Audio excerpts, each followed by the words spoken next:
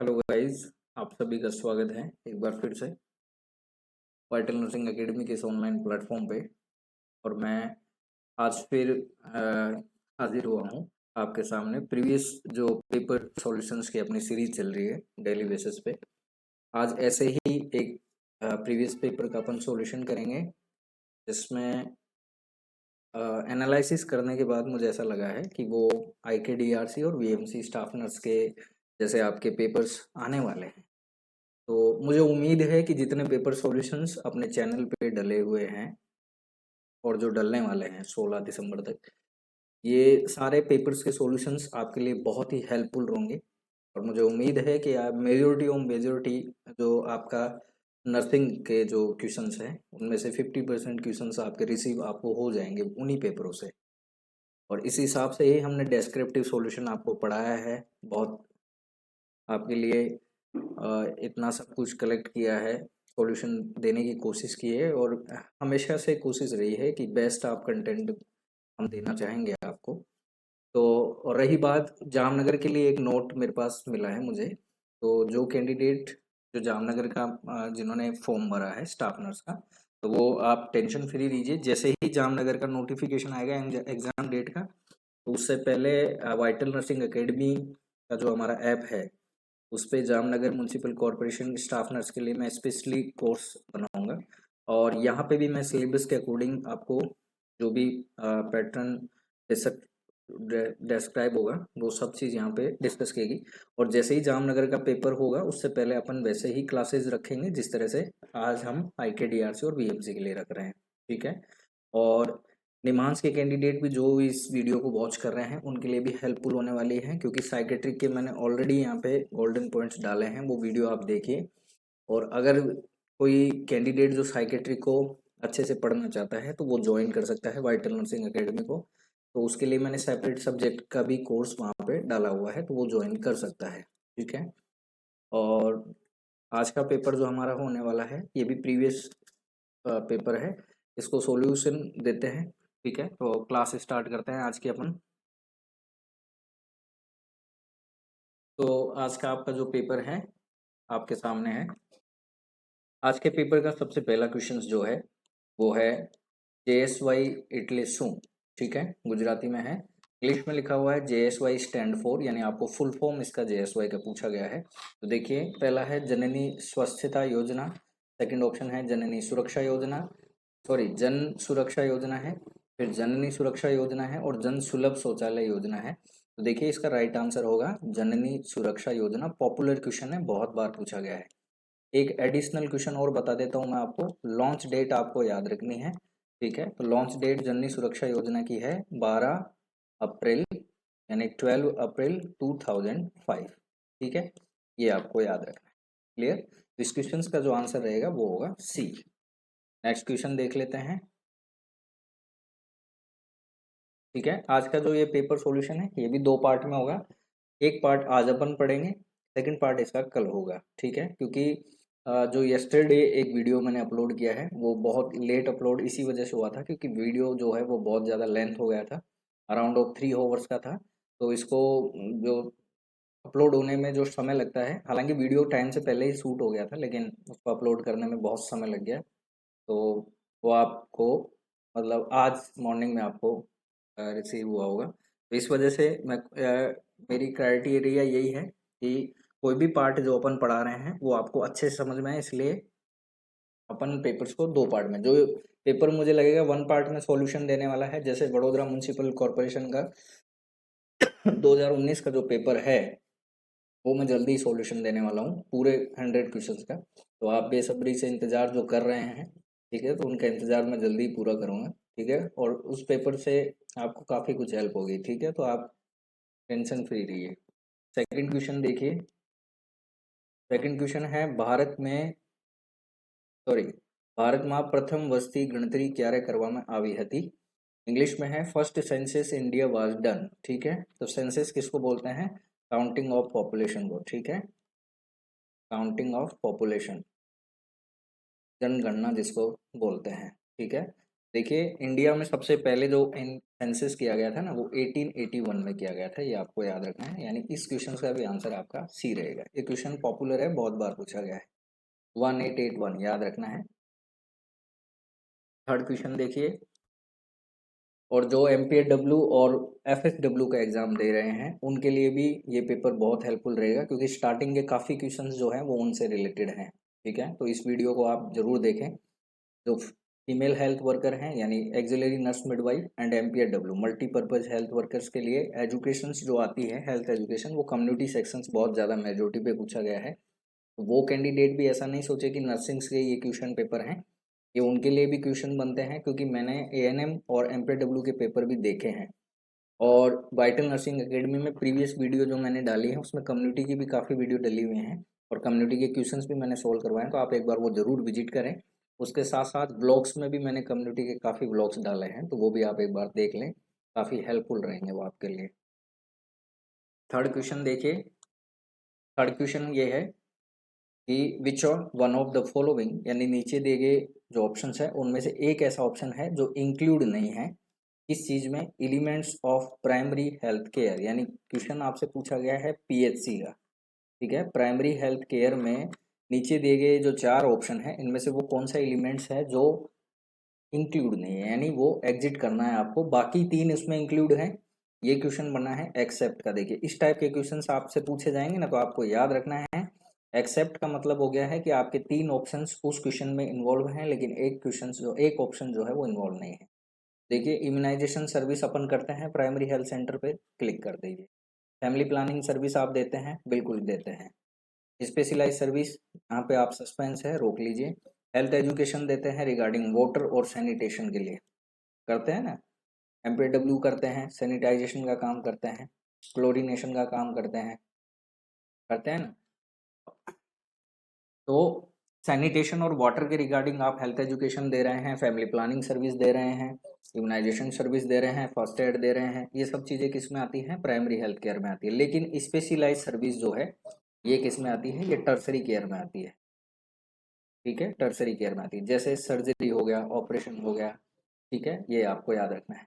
ठीक है, तो मल्टी बेड जो हॉस्पिटल होते हैं जो टर्सरी केयर में आते हैं वहाँ पे ये सर्विस प्रोवाइड की जाती है, ना कि प्राइमरी हेल्थ सेंटर पे। तो इस क्वेश्चन का आंसर भी आपका खड़ी रहेगा, सी ऑप्शन यहाँ पे राइट होने वाला है। ठीक है, नेक्स्ट देखिए। नेक्स्ट क्वेश्चन जो आपका पूछा गया है, काफी अच्छा पेपर है। ये देखिए नेक्स्ट क्वेश्चन जो आया है आपका, ठीक है, ये मैं आपको बता दूंगा तो आपको अच्छे से समझ में आ जाएगा। थोड़ा पेपर क्या है, ये कर्व है इसलिए इस तरह से ये स्कैन हुआ है।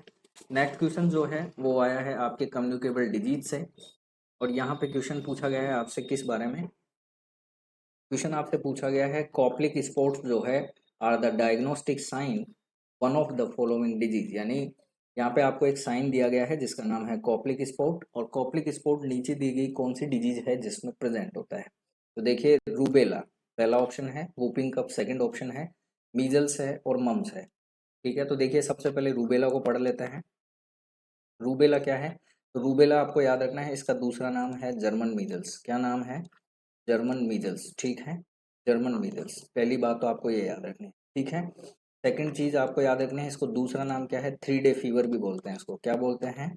3 डे फीवर भी बोलते हैं। ठीक है, सेकंड चीज रूबेला का जो इंक्यूबेशन पीरियड होता है, रूबेला का जो इंक्यूबेशन पीरियड होता है। ठीक है, जो जो इंपॉर्टेंट क्वेश्चंस मुझे लगेंगे वो मैं साथ में ही क्लियर लेते हुए चलूंगा। तो आपको याद रखना है 14 to 21 डेज जो है वो इसका इंक्यूबेशन पीरियड होता है। ठीक है, ये बात आपको ध्यान रखनी है। ठीक, सेकंड चीज आपको याद रखनी है, इसका पॉजिटिव एजेंट क्या है? तो रूबेला टोगा वायरस है, रूबेला टोगा वायरस। ठीक है, ये आपको याद रखना है। ठीक है, तो यहाँ आपको कुछ दिख रहा है नहीं, तो ये ऑप्शन यहाँ पे आपका गलत है। सेकंड चलें, वूपिंग कप। ठीक है, वूपिंग कप पे आपको याद रखना है, इसको क्या बोलते हैं? पर्टूसिस बोलते हैं, और 100 डे कप बोलते हैं, 100 डे कफ बोलते हैं। ठीक है, पहली चीज तो आपको ये याद रखनी। क्लियर? बात करें इसके पॉजिटिव एजेंट की, पॉजिटिव एजेंट इसका क्या है? तो आपको याद रखना है बोर्डीटेला पर्टुसिस, बोर्डीटेला पर्टुसिस। ठीक है, ये इसका पॉजिटिव एजेंट है जिसकी वजह से ये होता है।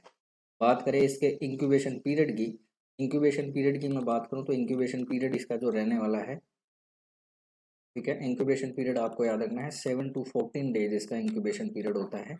ये बात आपको ध्यान रखनी है, ठीक है। ठीक है, अब बात कर लेते हैं आपके थर्ड ऑप्शंस की, मीजल्स। देखिए, मीजल्स की बात करूं तो मीजल्स किसको बोलते हैं? मीजल्स का दूसरा नाम है रूबियोला। क्या नाम है?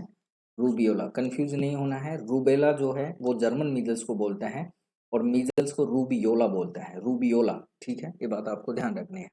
क्लियर? इसके अलावा इसको क्या बोलते हैं? 4 डे फीवर भी बोलते हैं। देखिए, कंफ्यूज नहीं होना है। जर्मन मीजल्स को क्या बोलते हैं? 3 डे फीवर।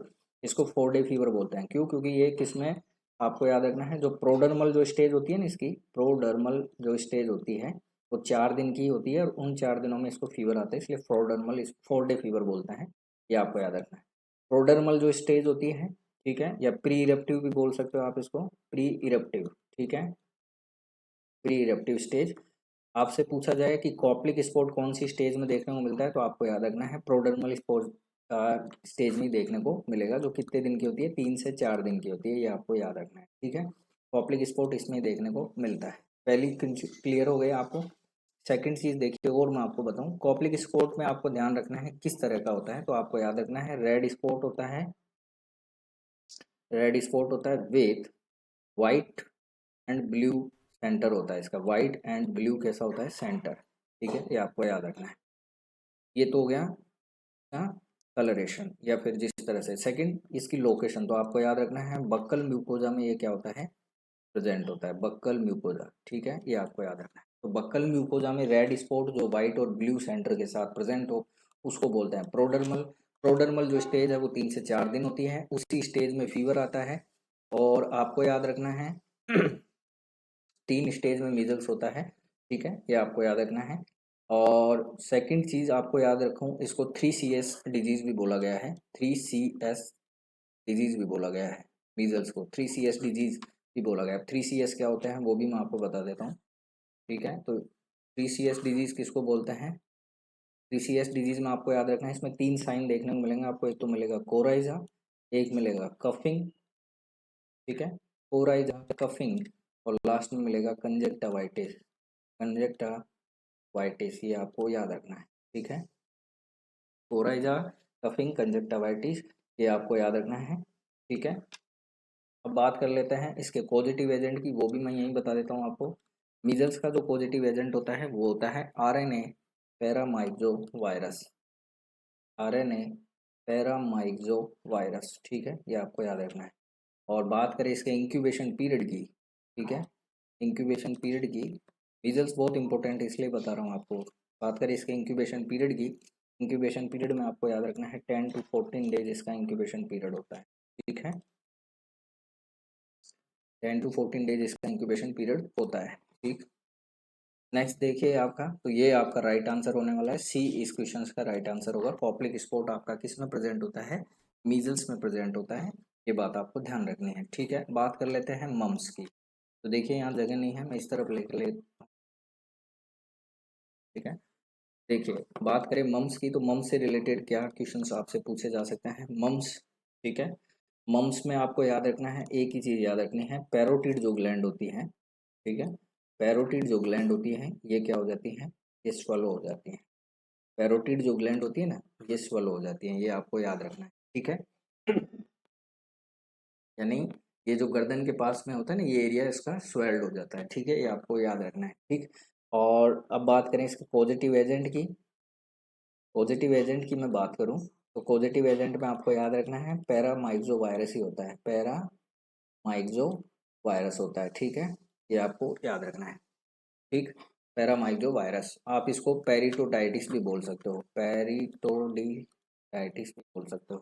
ठीक है, क्योंकि पैरोटिड ग्लैंड क्या हो रही है? स्वेलो, इन्फ्लाम्ड हो रही है।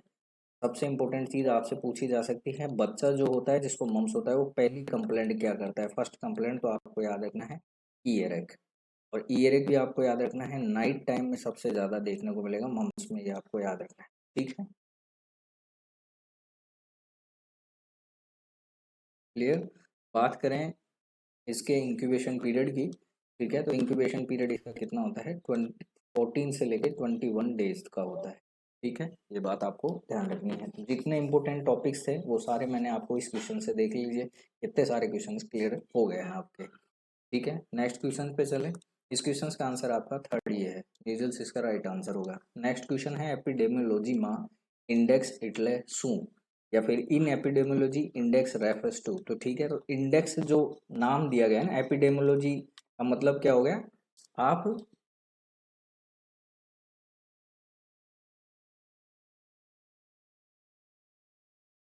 जो पॉपुलेशंस है, ठीक है, तो देखिए एपिडेमियोलॉजी में जो इंडेक्स होता है ना, इंडेक्स का मतलब क्या होता है, वो पहला केस जो रजिस्टर होता है, ये बात आपको ध्यान रखनी है। इंडेक्स केस का मतलब क्या होता है, देखिए एक तो होता है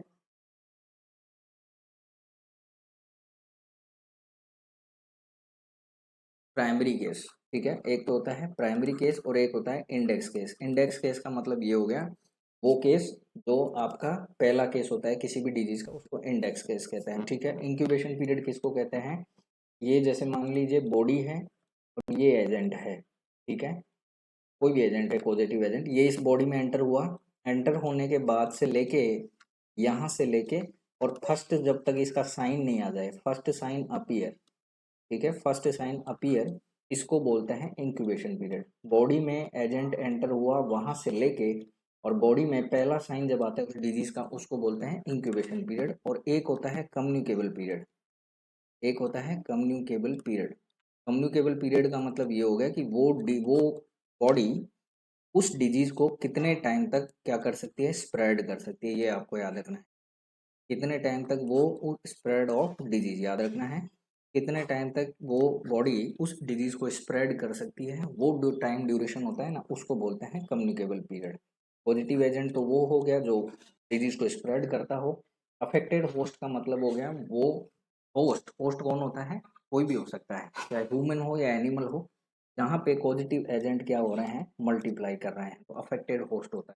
ठीक है, ये बात आपको ध्यान रखनी है। इस क्वेश्चन का जो आंसर बैठेगा आपका वो रहेगा ए। ठीक है, ये आपको याद रखना है, ए इज द राइट आंसर रहेगा। इंडेक्स केस बोलते हैं फर्स्ट केस को, डिजीज को। ठीक है, नेक्स्ट क्वेश्चन 6 है आपका कि नीचे माथी कई परिमाणों आरोग्यની WHO ની વ્યાખ્યામાં શામેલ નથી। ठीक है, कहने का मतलब ये हो गया WHO ने जो हेल्थ की डेफिनेशन दी है उसके according which of the following dimension is not, यहाँ देखिए नॉट लिखा हुआ है, इसका मतलब है नीचे दिया गया ऑप्शंस में से एक ऑप्शन ऐसा है जो WHO के द्वारा जो डेफिनेशन दी गई है हेल्थ की, उसमें वो डायमेंशन नहीं है। तो देखिए WHO के अकॉर्डिंग क्या कहा गया है, कोई भी व्यक्ति जो फिजिकली वेलबिंग हो, मेंटली वेलबिंग हो और सोशली वेलबिंग हो और नॉट मियरली ए डिजीज, ठीक है, वो व्यक्ति क्या कहलाता है, हेल्थी कहलाता है, या उसको अपन हेल्थ कहते हैं। लेकिन उन्होंने ऑक्यूपेशनल वेलबिंग का नाम नहीं लिया गया है, इसलिए ये जो डायमेंशन है ये इंक्लूड नहीं है इसमें, हेल्थ की डेफिनेशन में अकॉर्डिंग टू WHO। इसलिए इस क्वेश्चन का आंसर आपका रहेगा बी। ठीक है, नेक्स्ट क्वेश्चन देखिए, ये बहुत अच्छा क्वेश्चन है। ठीक है, इसमें देखिए बहुत अच्छा क्वेश्चन है, कॉन्ट्रासेप्शन पे एक क्वेश्चन आया है। નીચેમાંથી કઈ એક હૃદય રોગ દર્દી માટે આદર્શ ગર્ભ નિરોધક છે। ठीक है, कहने का मतलब ये हो गया which one of the following is the ideal contraceptive for a patient with heart disease. कहने का मतलब ये हो गया कोई लेडी है, ठीक है, और वो हार्ट डिजीज से सफर कर रही है। अब आपको कॉन्ट्रासेप्शन से उसको मेथड बताना है, अब आप कौन सा कॉन्ट्रासेप्शन मेथड उसके लिए परफेक्ट होगा, ठीक है, ये ध्यान में रख के आपको बताना है। तो देखिए IUCD है, intra uterine contraceptive device, second है डेपो पोरेवेरा, थर्ड है डायफ्राम और लास्ट है OCP, ओरल कॉन्ट्रासेप्टिव पिल्स। तो ये तो बिल्कुल नहीं देता है, ये डेंजरस होती है, इसलिए ये ऑप्शन आपका गलत है। IUCD में ब्लीडिंग के चांसेस है, हार्ट डिजीज है, इसलिए ये भी नहीं देंगे, डायफ्राम में भी नहीं देंगे। थर्ड ऑप्शन आपका यहाँ पे सबसे बेस्ट ऑप्शन रहेगा डेपो पेरेवा। ठीक है, डेपो प्रोवेरा क्यों रहेगा, आपको याद रखना है ये कौन सी ड्रग है, तो ये सॉरी कौन सी कॉन्ट्रासेप्टिव है, तो आपको याद रखना है हार्ट डिजीज में है ना ओनली प्रोजेस्ट्रॉन पिल देते हैं, ये आपको याद रखना है। हार्ट डिजीज के पेशेंट को ओनली प्रोजेस्ट्रॉन पिल्स देते हैं अगर आपको कॉन्ट्रासेप्शन मेथड उसको बताना है। पहली बात तो आपको ये याद रखनी है। डेपोवेरा जो है वो इंजेक्शन फॉर्म में आती है, इंजेक्शन फॉर्म में आती है, ये भी आपको याद रखना है। ठीक है, ठीक है। अब बात करें इसके ट्रेड नेम की। ठीक है, देखिए इधर मैं लिख देता हूँ इसके बारे में, जो जो क्वेश्चन आपसे पूछे जा सकते हैं। तो आपको याद रखना है डाम्पा। क्या याद रखना है? डाम्पा। डाम्पा का मतलब क्या होता है? Depot medroxy, depot medroxy progesterone, depot medroxy progesterone acetate, ये आपको याद रखना है। इसका पूरा नाम होता है, ये किस नाम से आती है? अंतरा के नाम से आती है। गवर्नमेंट सप्लाई है, अंतरा के नाम से आती है। पहली चीज आपको ये याद रखनी है। ठीक है, सेकंड चीज आपको याद रखनी है,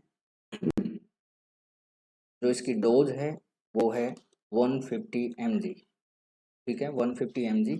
आईएम भी आप इसको दे सकते हैं और सबक्यूटेनियस भी इसको दे सकते हैं, लेकिन मोस्टली आईएम ही देते हैं। और आईएम कितने पे देते हैं? 90 डिग्री पे एंगल पे देते हैं। ठीक है, नेक्स्ट देखिए, नेक्स्ट क्या है, कितने टाइम में देते हैं? तो आपको याद रखना है जो इसका ड्यूरेशन होता है, ठीक है, जो इसका ड्यूरेशन होता है वो कितने दिन का होता है? 90 डेज का होता है, यानी 3 मंथ का होता है। 3 मंथ के अंतराल अंतराल में आपको रिपोर्ट देते रहना है, सॉरी डाम्पा देते रहना है और आईएम इंजेक्शन देना है। और ये हार्ट डिजीज वाले पेशेंट्स के लिए बहुत ही यूजफुल होती है। ठीक है, स्लाइटली इसका ब्लीडिंग देखने को मिलता है, या फिर जो मेंस्ट्रुअल साइकिल है वो ऊपर नीचे स्लाइटली रेगुलर हो जाता है। बाकी और भी इसका कोई भी साइड इफेक्ट ज़्यादातर है नहीं। ठीक है, तो ये आपको याद रखना है। डाम्पा से रिलेटेड जितने भी कॉन्सेप्ट थे वो सारे मैंने आपको यहाँ बता दिए हैं। ठीक है, और इस क्वेश्चन का जो आपका आंसर रहेगा वो रहेगा बी आंसर। ठीक है, ओसीपी कभी भी नहीं देते हैं, ये बात आपको याद रखनी। ठीक है, समझ गए? ठीक है। ठीक है।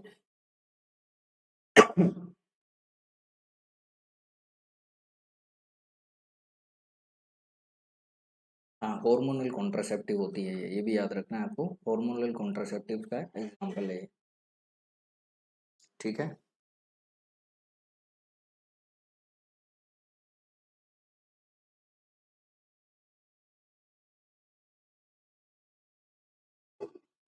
ठीक। नेक्स्ट देखिए क्वेश्चन क्या है।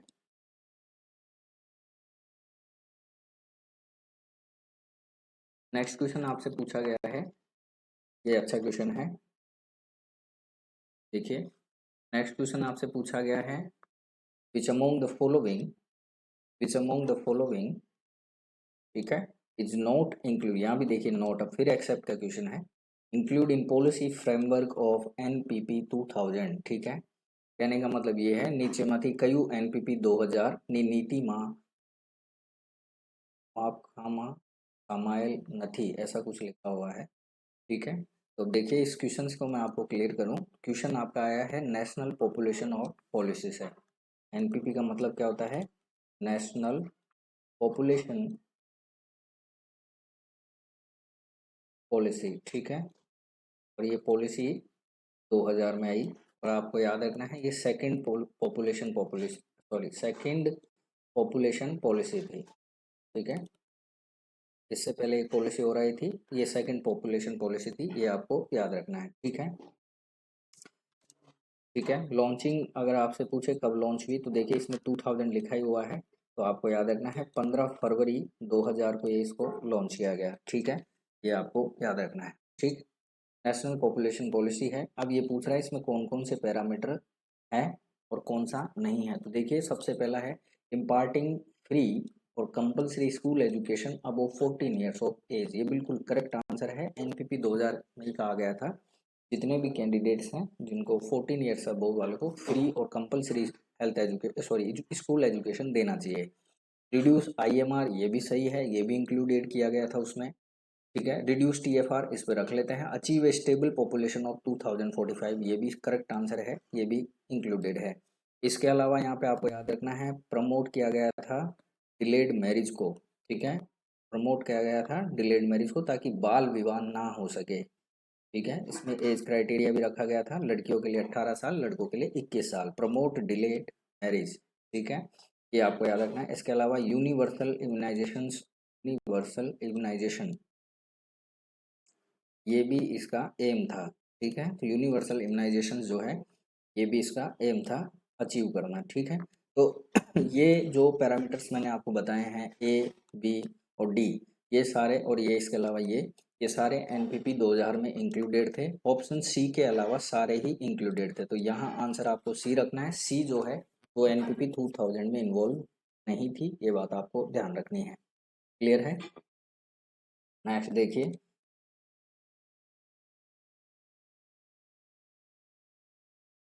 नेक्स्ट क्वेश्चन बहुत अच्छा क्वेश्चन है। ठीक है, नेक्स्ट क्वेश्चन क्या है, बेस्ट पैरामीटर आपसे पूछा गया है असेसमेंट के लिए क्रोनिक माल न्यूट्रिशन। अब देखिए, दो टाइप के माल न्यूट्रिशन होते हैं, एक होता है एक्यूट और एक होता है क्रोनिक। ठीक है, ठीक है। अब देखिए, यहाँ सवाल पूछा है आपसे क्रोनिक से। क्रोनिक माल न्यूट्रिशन में आपका कौन सा पैरामीटर है जो सबसे बेस्ट आपको आइडेंटिफाई करेगा? तो वेट फॉर एज भी ठीक है, height for height, weight for height भी ठीक है।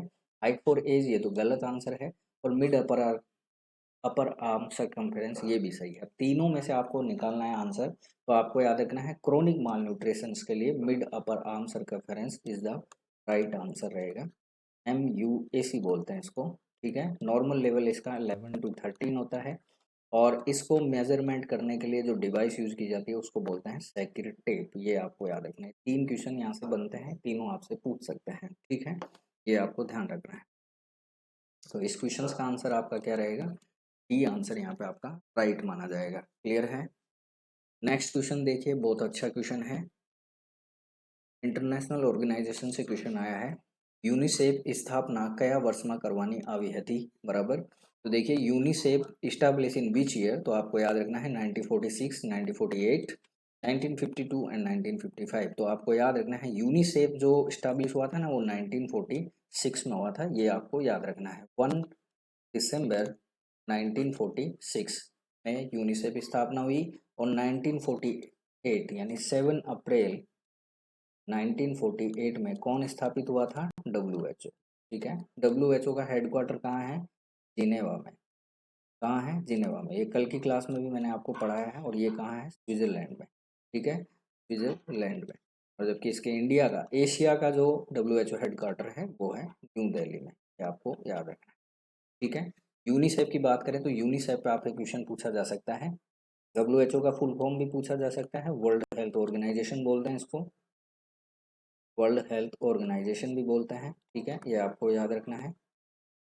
और यूनिसेफ की मैं बताऊं तो यूनिसेफ में आपको याद रखना है यूनाइटेड यूनाइटेड नेशन। बहुत इंपॉर्टेंट है, काफी बार पूछा गया है। United nation international children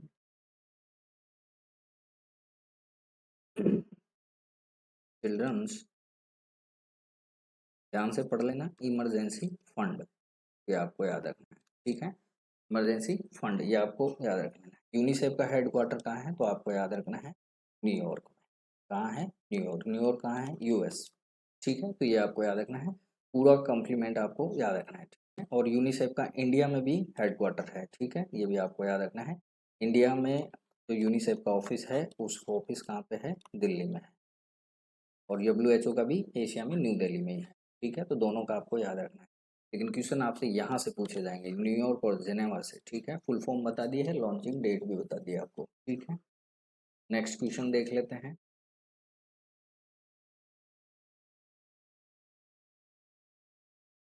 next question देखिए, ये भी बहुत अच्छे क्वेश्चन है। ठीक है,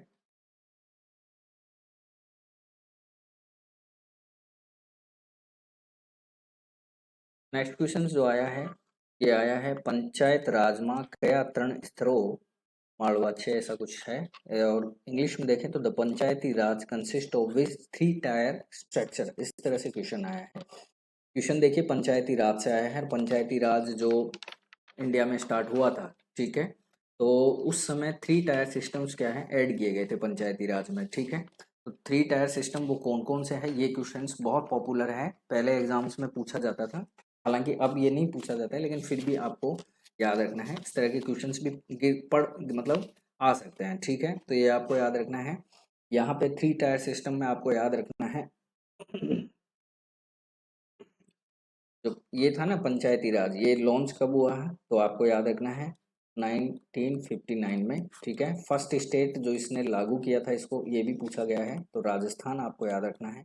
ठीक है। राजस्थान जो है उसने फर्स्ट स्टेट है जिसने 1959 में पंचायती राज सिस्टम को लागू किया था।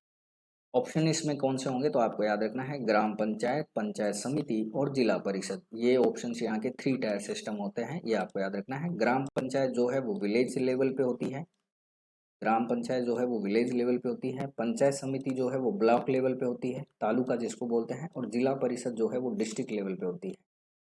ठीक है, ये आपको याद रखना है, ये डिस्ट्रिक्ट लेवल पे होती है और ये ब्लॉक लेवल पे होती है पंचायत समिति। ठीक है, इस तरह से 3 टायर सिस्टम काम करते हैं पंचायती राज में। क्लियर है। नेक्स्ट क्वेश्चन देखिए, ये देखिए बहुत अच्छा क्वेश्चन आया है, डेंगू का क्वेश्चन है। ठीक है, तो डेंगू तो वैसे ही पॉपुलर रहता है हर बार ही। डेंगू नो ताव कया मच्छर ना करड़वाथी थाई छे, ऐसा कुछ है।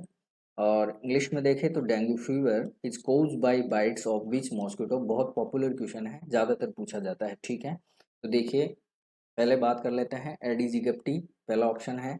सेकंड ऑप्शन है फीमेल एनोफिलीज, थर्ड ऑप्शन है मेल एनोफिलीज, और लास्ट ऑप्शन आपका क्यूलेक्स मॉस्किटो। क्लियर। तो देखिए डेंगू का जो ऑप्शन दिया गया है ना आपको, तो डेंगू में आपको याद रखना है, डेंगू का जो फीवर होता है, डेंगू फीवर वो किसकी वजह से होता है तो आपको याद रखना है मॉस्किटो जो है ना डेंगू फीवर का, वो है एडीज एगिप्टी मॉस्किटो। ठीक है, ये भी फीमेल होता है। ठीक है, ये आपको याद रखना है, इसको टाइगर मॉस्किटो के नाम से भी जाना जाता है।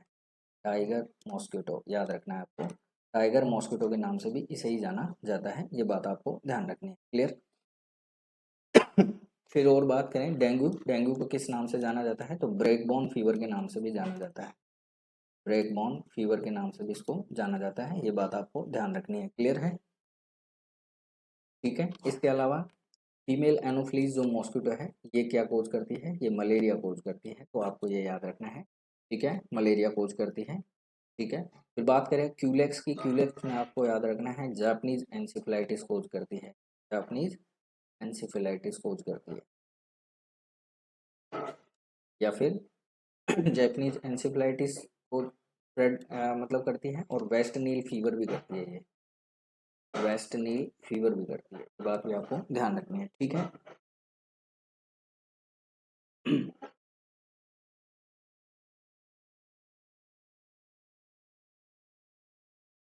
ठीक है, अब बात करें,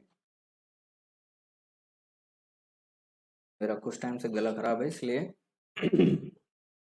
नेक्स्ट टाइम और देखिए डेंगू के बारे में मैं आपको बताऊं थोड़ा बहुत, तो देखिए डेंगू का जो वायरस होता है ना उसको बोलते हैं ग्रुप बी अर्बो वायरस, ये आपको याद रखना है। ग्रुप बी अर्बो वायरस जो है वो डेंगू को कोज करने का एजेंट होता है, और डेंगू में भी आपको याद रखना है डी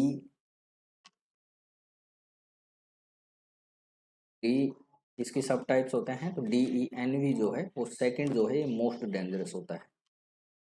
ठीक है, 4 सब टाइप्स होते हैं इसके, DENV 1, 2, 3 एंड 4। ठीक है, तो आपको याद रखना है DENV जो सेकंड होता है ये मोस्ट डेंजरस होता है, ये आपको याद रखना है। ठीक है, तो इस तरह से इस क्वेश्चंस का जो आंसर आपका बैठेगा तो आपको याद रखना है इस क्वेश्चंस का आंसर आपका कौन सा है, ए याद रखना है। बाकी सारे मैंने आपको क्लियर कर ही दिए हैं। 13 क्वेश्चंस देखें, 13 क्वेश्चंस जो है वो है बहुत अच्छा क्वेश्चन है। लीडिंग कोज पूछा गया है ब्लाइंडनेस इन इंडिया में, इंडिया में जो अंधापन हो रहा है उसका लीडिंग कोज क्या है, ये क्वेश्चन आपसे पूछा गया है। ठीक है, तो देखिए लीडिंग कोज जो ब्लाइंडनेस का है ना वो ट्रैकोमा नहीं है, ग्लूकोमा ये भी नहीं है, विटामिन ए डेफिशिएंसी ये भी नहीं है, कैटेरेक्ट यहाँ पे आपका करेक्ट आंसर होगा। याद रखना है, बहुत पॉपुलर क्वेश्चन है, काफ़ी बार एग्जाम्स में पूछा गया है। लीडिंग कोज जो है ब्लाइंडनेस के इंडिया में वो क्या है, कैटेरेक्ट है, ये आपको याद रखना है। ठीक है।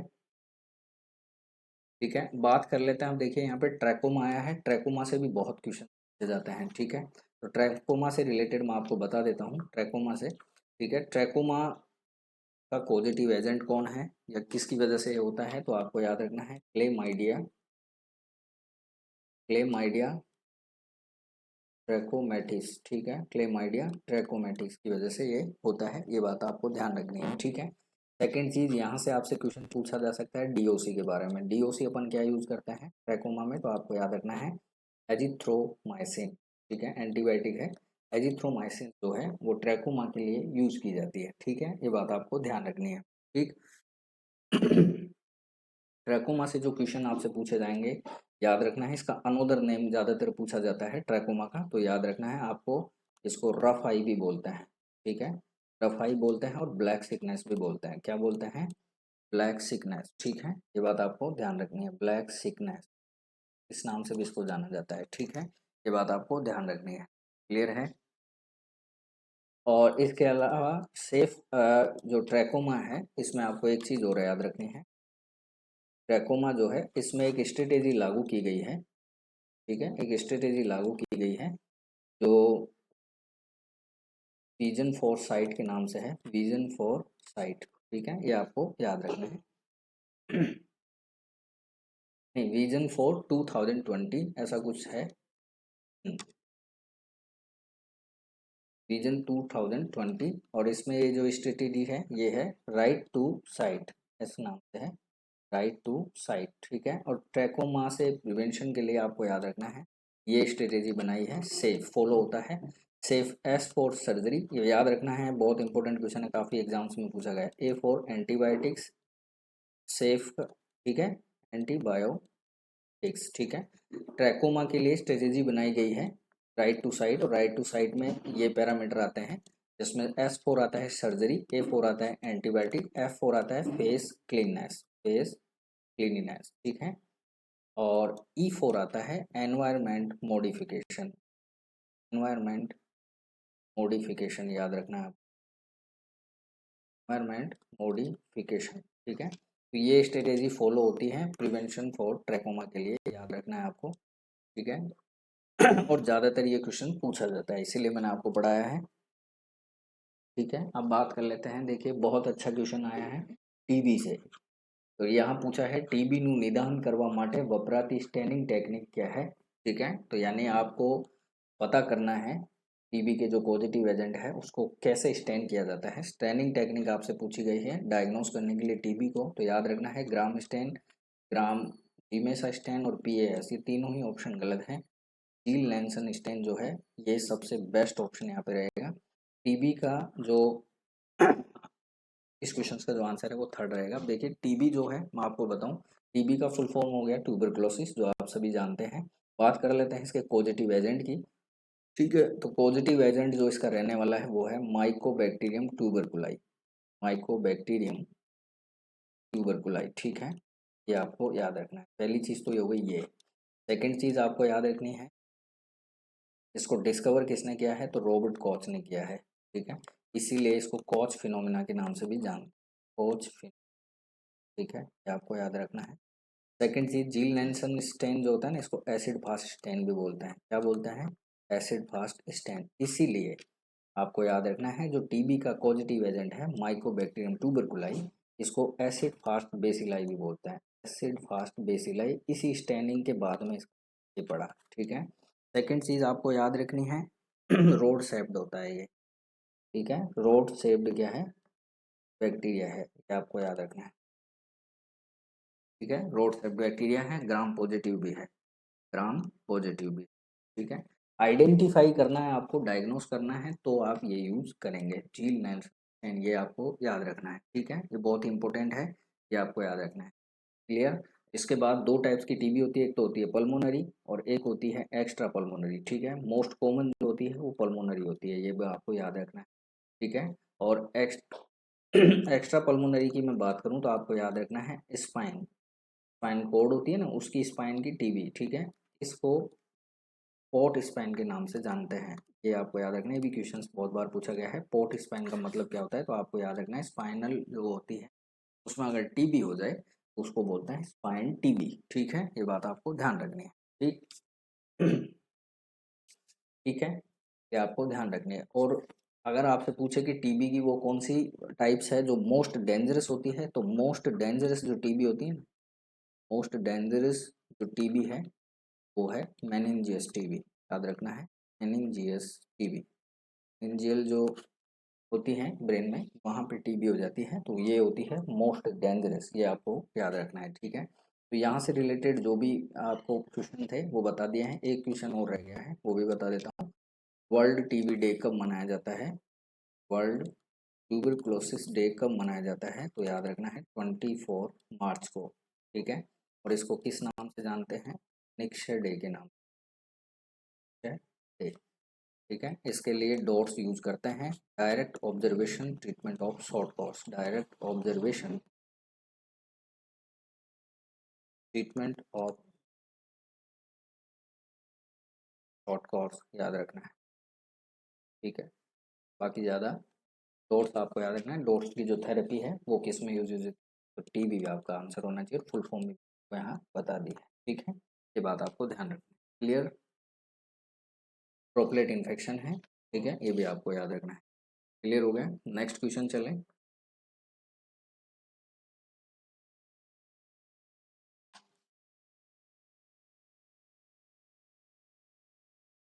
काफ़ी अच्छे क्वेश्चंस हैं आज के जो सेट हैं।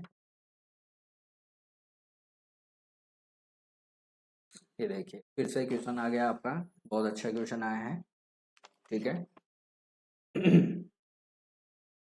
क्वेश्चन आपसे पूछा गया है RCH2 માં નીચેમાંથી કયું ઘટક આવરી લેવામાં આવ્યું નથી, बराबर। या फिर component of RCH second include all except, फिर आ गया है, यानी यहाँ पे एक ऑप्शन जो है वो आपका इंक्लूड नहीं है, बाकी सारे ऑप्शंस आपके यहाँ इंक्लूड है। तो देखिए सबसे पहले RCH सेकेंड है, तो RCH का पूरा नाम क्या है पहले तो आपको ये बता देता हूँ। तो reproductive child health, reproductive child health, ये आपको याद रखना है, ठीक है। रिप्रोडक्टिव चाइल्ड हेल्थ आपको याद रखना है, ठीक है। अब बात कर लेते हैं, दो आए हैं ये, एक आया है RCH1, एक आया है RCH2, ठीक है। RCH1 जो है ये क्वेश्चन आपसे पूछ सकते हैं, तो आपको याद रखना है 15 अक्टूबर 1997 में इसको लॉन्च किया गया, ठीक है। उसके बाद RCH सेकेंड को लॉन्च किया गया, और RCH सेकेंड को लॉन्च किया गया है फर्स्ट अप्रैल 2005 में, ठीक है। अब देखिए RCH1 जो है ना, इसमें क्या है, मदर और मदर को प्रिवेंट RTI STI से बचने का, फैमिली प्लानिंग वगैरह ये सब चीज़ें ज़्यादातर यहाँ पे फोर्स कर गई थी, ठीक है। तो इसमें आपको याद रखना है फैमिली प्लानिंग जो है वो RCH का पार्ट 1 का पार्ट है, RCH1 का, ये आपको याद रखना है। तो क्वेश्चन आपसे RCH2 का पूछ रहा है, इसलिए फैमिली प्लानिंग जो है वो RCH1 में आती है, RCH2 में नहीं आती। RCH2 में जो आती है वो इमरजेंसी ऑब्स्टेट्रिक केयर है, ठीक है। जैसे इमरजेंसी ऑब्स्टेट्रिक केयर का मतलब हो गया इमरजेंसी, जैसे गायनिक का कोई भी प्रॉब्लम हो उसकी आप केयर कर सकें, ऐसा सिस्टम होना चाहिए। असेंशियल ऑब्स्टेट्रिक केयर हो गई, ठीक है। और स्ट्रेटनिंग फॉर रेफरल सिस्टम, अगर रेफरल सिस्टम भी आपको क्या करना था, मजबूत करना था रिप्रोडक्टिव चाइल्ड हेल्थ के मामले में, ठीक है। ये आपको याद रखना है, जिससे IMR MMR को घटाया जा सके, ठीक है। तो ये कुछ मोटिव्स थे जिससे RCH सेकेंड को इम्प्लीमेंट किया गया। और RCH1 में जो है वो बेसिक चीज़ें थी, जैसे फैमिली प्लानिंग हो गया, RTI STI से मदर को बचाना है, ये सब चीज़ें ज़्यादातर यहाँ पे पूछी गई थी, ठीक है। तो ये आपको ध्यान रखना है, यहाँ इस क्वेश्चन का जो आंसर रहने वाला है वो रहेगा C, ठीक है, क्योंकि ये RCH1 का पार्ट है ना कि RCH2 का, ठीक है। अब देखिए क्वेश्चन आया है आपका फिर से, NITI Aayog is planning A framework for, ऐसा कुछ क्वेश्चन। तो देखिए सबसे पहले आपको पढ़ना पड़ेगा नीति आयोग जो है वो क्या प्लानिंग कर रही है। तो देखिए सबसे पहले मैं आपको बता दूं, क्वेश्चन आपसे पूछा जा सकता है नीति आयोग से ही, ठीक है। तो नीति आयोग का फुल फॉर्म देखिए, नीति का क्या है, तो आपको याद रखना है national institute, national institution, national institution for transforming India, ठीक है। ये आपको याद रखना है, ठीक है। लॉन्च कब हुआ है, ये नीति आयोग कब बनाया था, ठीक है। नीति आयोग बना है 1 जनवरी 2015 को, ठीक है। नीति आयोग किसके अंडर में होता है, PMO के, प्राइम मिनिस्टर ऑफिस, ठीक है, आपको याद। और सबसे बड़ा सवाल ये है कि एक क्वेश्चन आपसे और पूछा जा सकता है 7 पिलर होते हैं इसके, ठीक है, 7 पिलर ऑफ नीति आयोग जिसके ऊपर ये काम करता है, ठीक है। तो ये 7 पिलर कौन कौन से हैं ये मैं आपको बता देता हूँ, ज़्यादातर ये क्वेश्चंस पूछ सकते हैं आपसे। तो याद रखना है प्रो पीपल ठीक है, प्रो पीपल, एक तो ये है, एक है प्रो एक्टिविटी, प्रोएक्टिविटी, एक क्वेश्चन ठीक है। फिर है पार्टिसिपेशन, पार्टिसिपेशन ठीक है। फिर है एम्पावरिंग, ये वुमेन्स के लिए है एम्पावरिंग ठीक है। इसके बाद में एम्पावरिंग है। फिर है इक्वलिटी, समानता। फिर है इंक्लूजन ऑफ ऑल ठीक है। एंड लास्ट ऑप्शन यहाँ पे है ट्रांसपेरेंसी ठीक है। ये आपको याद रखना है, ट्रांसपेरेंसी ठीक है। 2000 एबीसी ये चल रहा है, तो नीति आयोग का जो इस बार थीम था वो है विकसित भारत ठीक है। विकसित भारत, ये आपको याद रखना है, विकसित भारत एट द रेट 2047 ठीक है। Role of team India, role of India ठीक है। नीति आयोग कहाँ है? दिल्ली है ठीक है। तो ये आपको याद रखना है। और किस मिनिस्ट्री के अंडर में आता है ये? तो ये आप ही याद रखना है, मिनिस्ट्री ऑफ प्लानिंग के, मिनिस्ट्री ऑफ प्लानिंग ठीक है। ठीक है, तो यहाँ पे आपका जो ऑप्शन बैठेगा वो बैठेगा ऑल, क्योंकि ये ऑल एजेंडा पे क्या करता है, डिस्कस करता है स्टेट्स के साथ, सेंट्रल्स के साथ और यूटीज़ के साथ ठीक है। और उसके हिसाब से ये फ्रेमवर्क तैयार करता है ठीक है। तो ये आपको ध्यान रखना है। क्लियर है? नेक्स्ट क्वेश्चन देखिए। नेक्स्ट क्वेश्चन भी बहुत अच्छा है। एमआर जो वैक्सीनेशन है, इसका कैंपेन जो है वो कौन सी एज ग्रुप के लिए था, ये क्वेश्चन पूछा गया है। तो आपको याद रखना है, एमआर अपन 9 मंथ से लेके 12 ईयर तक देते हैं, यानी लेस देन 15 ईयर्स। तो ये ऑप्शन यहाँ पे आपका राइट रहने वाला है, ये आपको याद रखना है ठीक है। तो एमआर का जो वैक्सीनेशन है वो आप 9 मंथ से लेके और 12 ईयर तक दे सकते हैं, ये आपको याद रखना है। तो एमआर का जो कैंपेन लॉन्च हुआ था ना, ये भी आपको बता देता हूँ। एमआर का जो कैंपेन लॉन्च हुआ था वो हुआ था 2017 में ठीक है। ये आपको याद रखना है। 2017 में एमआर का कैंपेन पूरे देश भर में चला था, जिससे मीजल्स और रूबेला जैसी घातक बीमारियों से प्रिवेंशन के लिए ये कैंपेन चलाया गया था, जिसमें 9 मंथ से लेके और 15 ईयर तक के बेबीज जो हैं उनको अपन वैक्सीन देनी थी ठीक है। ये आपको याद रखना है। क्लियर? लाइव वैक्सीन होती है, ये भी आपको याद रखना है। कौन सी? मीजल्स, मीजल्स जो है वो लाइव वैक्सीन होती है ठीक है। पाउडर फॉर्म वैक्सीन कौन सी होती है? एक तो बीसीजी होती है, सॉरी मीजल्स होती है, और एक बीसीजी होती है, ये भी याद रखना है। ये भी क्या है? लाइव वैक्सीन है ठीक है। यहाँ पे डाइल्यूएंट में आपको याद रखना है, बीसीजी में जो डाइल्यूएंट होता है ना वो नॉर्मल सलाइन होता है ठीक है, नॉर्मल सलाइन होता है। और जबकि मीजल्स का जो डाइल्यूएंट होता है वो कौन सा होता है? डिस्टिल वाटर होता है, आपको याद रखना है। दोनों कंफ्यूज कर देते हैं कई बार। बीसीजी जो है वो आईडी रूट पे दी जाती है, मीजल्स जो है वो सबक्यूटेनियस रूट 9 मंथ पे देते हैं फर्स्ट डोज ठीक है। चलिए नेक्स्ट क्वेश्चन देख लेते हैं। तो इस क्वेश्चन का आपका आंसर बता दिया है मैंने, थर्ड आंसर इसका राइट होने वाला ठीक है। नेक्स्ट क्वेश्चन देखिए आपका,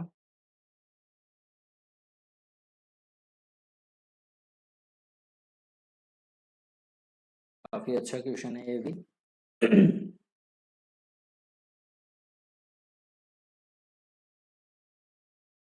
नेक्स्ट क्वेश्चन आपका है,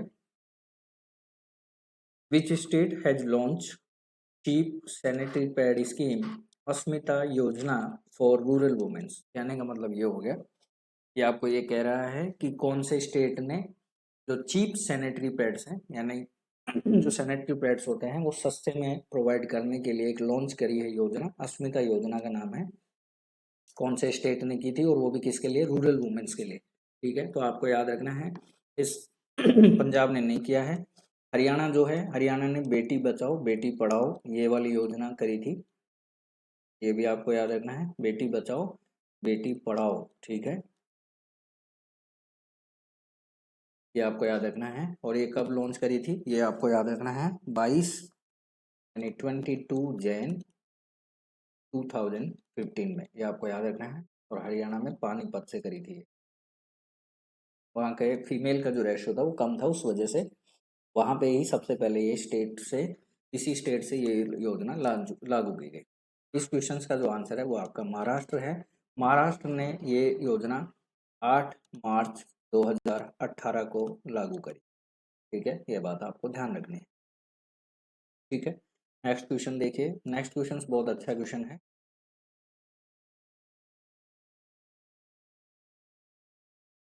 सस्टेनेबल डेवलपमेंट गोल पे क्वेश्चन आया है, काफी अच्छा क्वेश्चन है।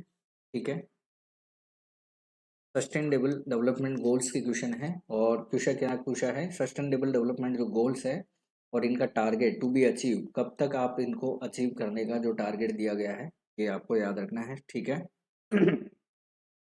देखिए, सस्टेनेबल जो डेवलपमेंट गोल है ना, वो यूएन की समिट हुई थी,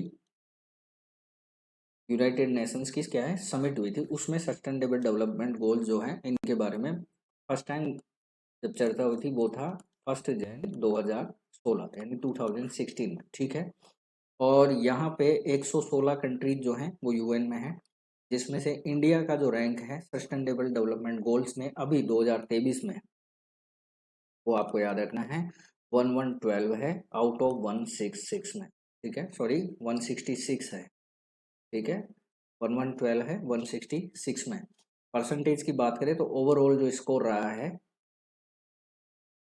ओवरऑल जो स्कोर रहा है इंडिया का, ठीक है, ये आपको याद रखना है 63.5% रहा है अब तक। ठीक है, अब बात कर लेते हैं एसडीजी है क्या, ये आपके लिए बहुत इंपॉर्टेंट है। ठीक है, तो एसडीजी सस्टेनेबल डेवलपमेंट गोल जो है टोटल कितना है 17 है, ये भी आपको याद रखना है, टोटल कितना है 17 है। ठीक है और सस्टेनेबल गोल में देखिए पहला जो गोल है वो है नो पुअर्टी। ठीक है, नो पुअर्टी। सेकंड आपको याद रखना है जीरो हंगर, यानी गरीबी नहीं होनी चाहिए, जीरो हंगर होना चाहिए, ये आपको याद रखना है। थर्ड जो है वो है गुड हेल्थ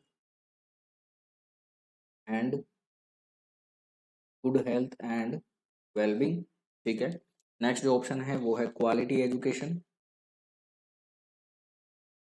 याद रखना है ये। ठीक है, ये पूछे जा सकते हैं आपसे, क्वालिटी एजुकेशन। उसके बाद में जेंडर इक्वलिटी, जो जेंडर इक्वलिटी ये होना बहुत ज़रूरी है। ठीक है, उसके बाद में है क्लीन वाटर एंड सैनिटेशन। ठीक है, ये आपको याद रखना है, clean water and sanitation. Next जो है वो है अफोर्डेबल। ठीक है, affordable and clean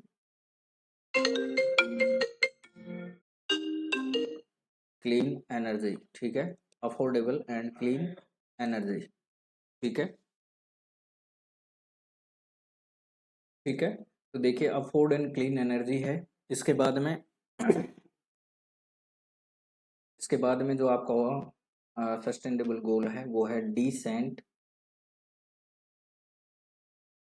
work and economic growth. ठीक है,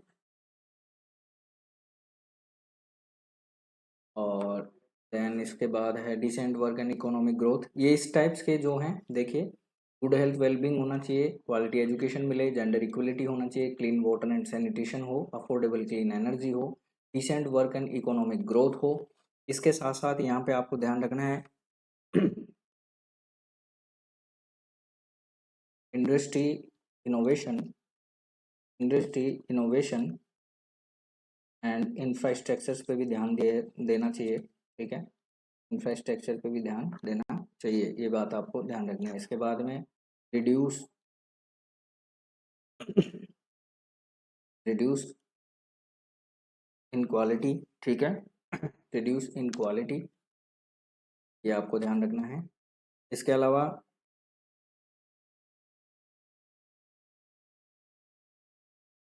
जो है वो है सस्टेनेबल, याद रखना थोड़ा इम्पॉसिबल है, लेकिन फिर भी आप एक दो बार इनको पढ़ोगे तो आपको क्लियर हो जाएगा। ठीक है, क्योंकि ज़्यादातर ये उसी कम्युनिटी मतलब जो डेवलपमेंट आप कर सकते हैं एक देश के अकॉर्डिंग, एक कंट्री में जो भी इकोनॉमिकली जो है, क्योंकि ये ग्लोबल, आपको याद रखना है, ये जो ग्लोबल ऑब्जेक्टिव है ये आपको याद रखना है, ग्लोबल एम्स है, यानी वर्ल्ड वाइड ये आपको उसमें आपको रैंकिंग लेना होता है कि आपके सस्टेनेबल जो गोल हैं वो एज ए कंट्री के बेस के ऊपर कितने आपके इम्प्रूवमेंटिंग दिखाई जाती है। ठीक है, sustainable city and country communities हो गई। इसके बाद में आपको याद रखना है रेस्पॉन्सिबल कंजप्शन होना चाहिए, रेस्पॉन्सिबल कंजप्शन हो और प्रोडक्शन हो। ठीक है, प्रोडक्ट्स का कंजप्शन एंड प्रोडक्शन हो। ठीक है, ये आपको ध्यान रखना है। ठीक है, इसके अलावा क्लाइमेट है, ठीक है, क्लाइमेट एक्शन है, एनवायरनमेंट पे भी ध्यान देना चाहिए। इसके अलावा life before life life below water. ठीक है, इसके अलावा लाइफ ऑन लैंड। ठीक है, एंड के अलावा जो है वो है peace and justice, peace and justice. ठीक है, और लास्ट आपको याद रखना है partnership, partnership for the goal. इस टाइप्स के आपके ये जो सस्टेनेबल डेवलपमेंट गोल हैं, तो ये इनका टारगेट रखा गया है कि 2030 तक जो है अचीव करना हो है। ठीक है, तो सस्टेनेबल गोल को जो टारगेट माना गया है, क्वेश्चन जो अपन चलें तो इसका आंसर आपका रहेगा 2030। ये बात आपको ध्यान रखनी है। ठीक है, और ये मैंने आपको बता दिया है, ये सस्टेनेबल जो गोल्स हैं ये आपको याद रखने हैं। एक दो बार आप जब इसको पढ़ेंगे तो आपका क्लियरेंस हो जाएगा। ठीक है, ये बात आपको ध्यान रखनी है। क्लियर। नेक्स्ट क्वेश्चन देखिए क्या है। नेक्स्ट क्वेश्चन है आपका, नेक्स्ट क्वेश्चन है which of the following is not a consequence of gender inequality. ठीक है, क्वेश्चन ये पूछा गया है कि जेंडर इनइक्वलिटी में कौन सी चीज ऐसी है जो ऐड नहीं है उसके कॉन्सिक्वेंस में। जेंडर इनइक्वलिटी का मतलब हो गया लैंगिक जो असमानता है उसके कॉन्सिक्वेंस में क्या चीज है जो नहीं इंक्लूड है। तो देखिए the spread of HIV AIDS बिल्कुल है, पुअर मैटरनल हेल्थ बिल्कुल है, lower literacy rate for women ये बिल्कुल है, जेंडर इनसिक्योरिटी फॉर मेन के लिए नहीं है। जेंडर इनइक्वलिटी जो पहले से रही है वो याद रखना है ज़्यादातर वुमेन्स पे रही है, मेन पे नहीं रही है। तो ग्रेटर इनसिक्योरिटी फॉर मेन जो ऑप्शन है ना, ये जेंडर इनइक्वलिटी के कॉन्सिक्वेंस में नहीं आता है। तो ऑप्शन यहाँ पे आपका डी राइट होगा। बाकी ये तीनों जो हैं वो जेंडर इनइक्वलिटी के कॉन्सिक्वेंस में इंक्लूडेड होते हैं क्योंकि वुमेन बेस पे है। ठीक है, तो ये आपको याद रखना है। नेक्स्ट क्वेश्चन देखिए। ठीक है, नेक्स्ट क्वेश्चन देखिए। नेक्स्ट क्वेश्चंस क्या है, यहाँ से थोड़े से क्वेश्चंस जो हैं वो प्रैक्टिकली और लॉजिक के क्वेश्चन आ रहे हैं।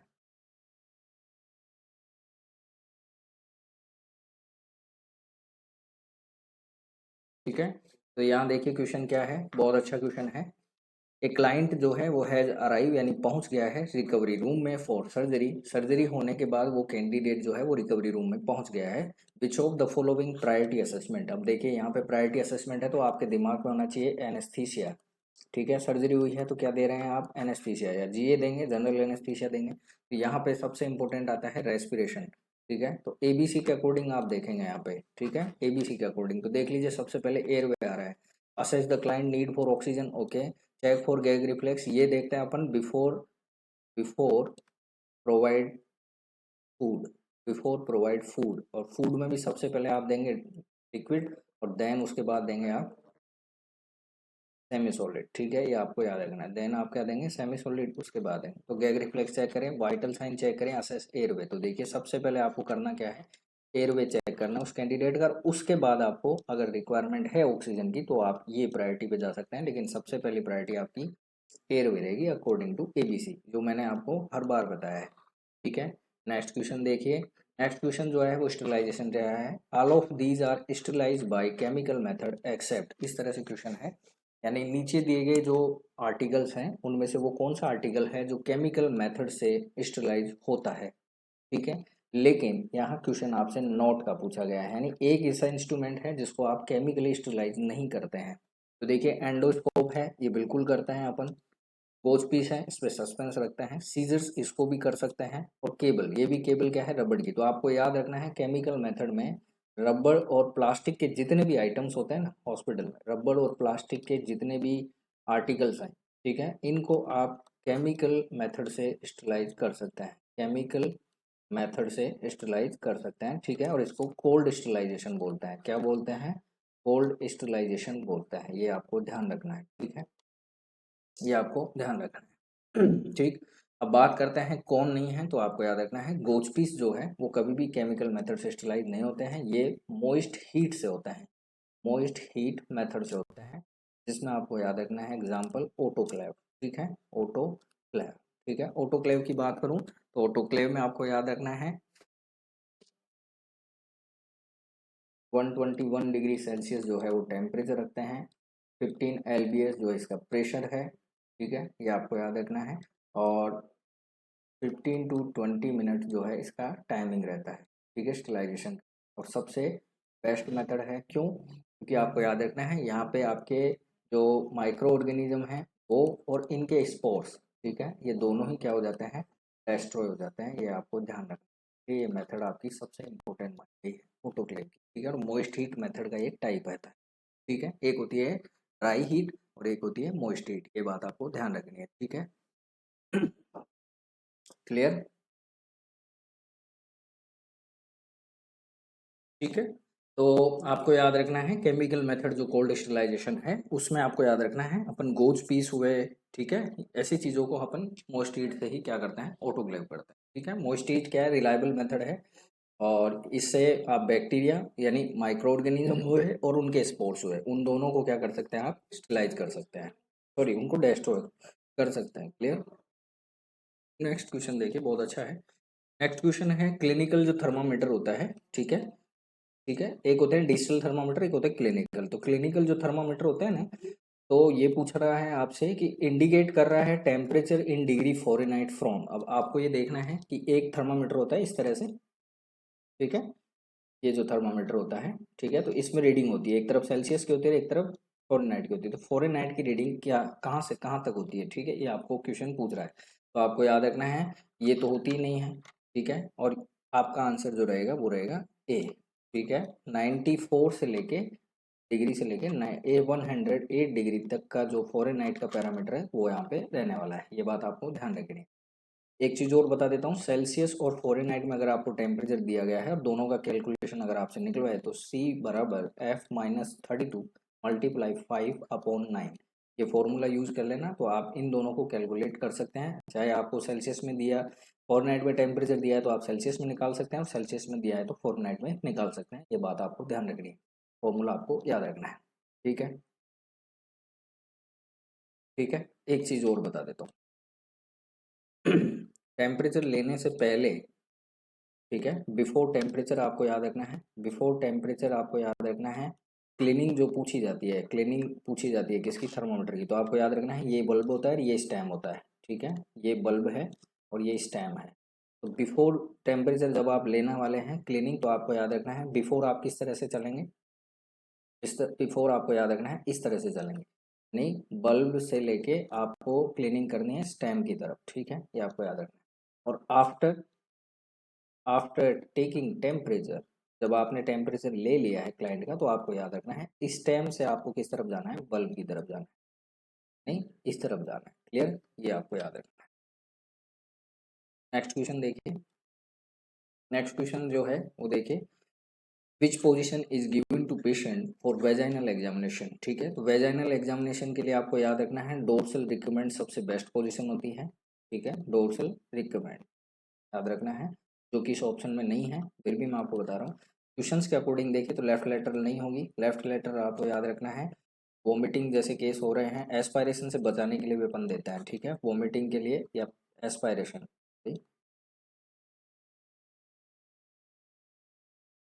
प्रिवेंशन फॉर एस्पिरेशन बचाना है आपको। कैंडिडेट को एक्सेसिव वोमिटिंग हो रही है या एक्सेसिव वो ड्रूलिंग कर रहा है, तो आपको याद रखना उस कैंडिडेट को लेफ्ट लेटरल दे देते हैं ताकि एस्पिरेट ना हो, ये आपको याद रखना है। फोवलर जो केस है, फोवलर आपको याद रखना है ज़्यादातर रेस्पिरेटरी इश्यूज में देते हैं, ठीक है, ताकि लंग क्या रहे यहाँ पे एक्सपांड रहे, लंग एक्सपांड रहते हैं इसमें अच्छे, ठीक है, ये याद रखना है। सुपाइन पोजीशन जो है वो सीधा लेटा हुआ जो कैंडिडेट होता है वो होता है। लिथोटोमी आपको याद रखना है, इस क्वेश्चन का आंसर भी लिथोटोमी है। और लिथोटोमी ज़्यादातर आपको याद रखना है नॉर्मल डिलीवरी में देता है, नॉर्मल डिलीवरी में देता है। ठीक है, ये आपको याद रखना है। क्लियर हो गया है? ठीक है। ठीक है, तो ये आपको याद रखना है। सुपाइन पोजीशन में आप वाइटल साइन ले सकते हैं। ठीक है, वाइटल साइंस के लिए सिटिंग पोजीशन भी बेटर है और सुपाइन भी बेटर है, ये बात आपको ध्यान रखनी है। तो वाइटल साइन टेकिंग के लिए भी ये पोजीशन यूज की जाए, ये आपको याद रखना है। ठीक है। ठीक है, नेक्स्ट क्वेश्चन देखिए। क्वेश्चन हो गया आपका क्लियर। नेक्स्ट क्वेश्चन देखते हैं।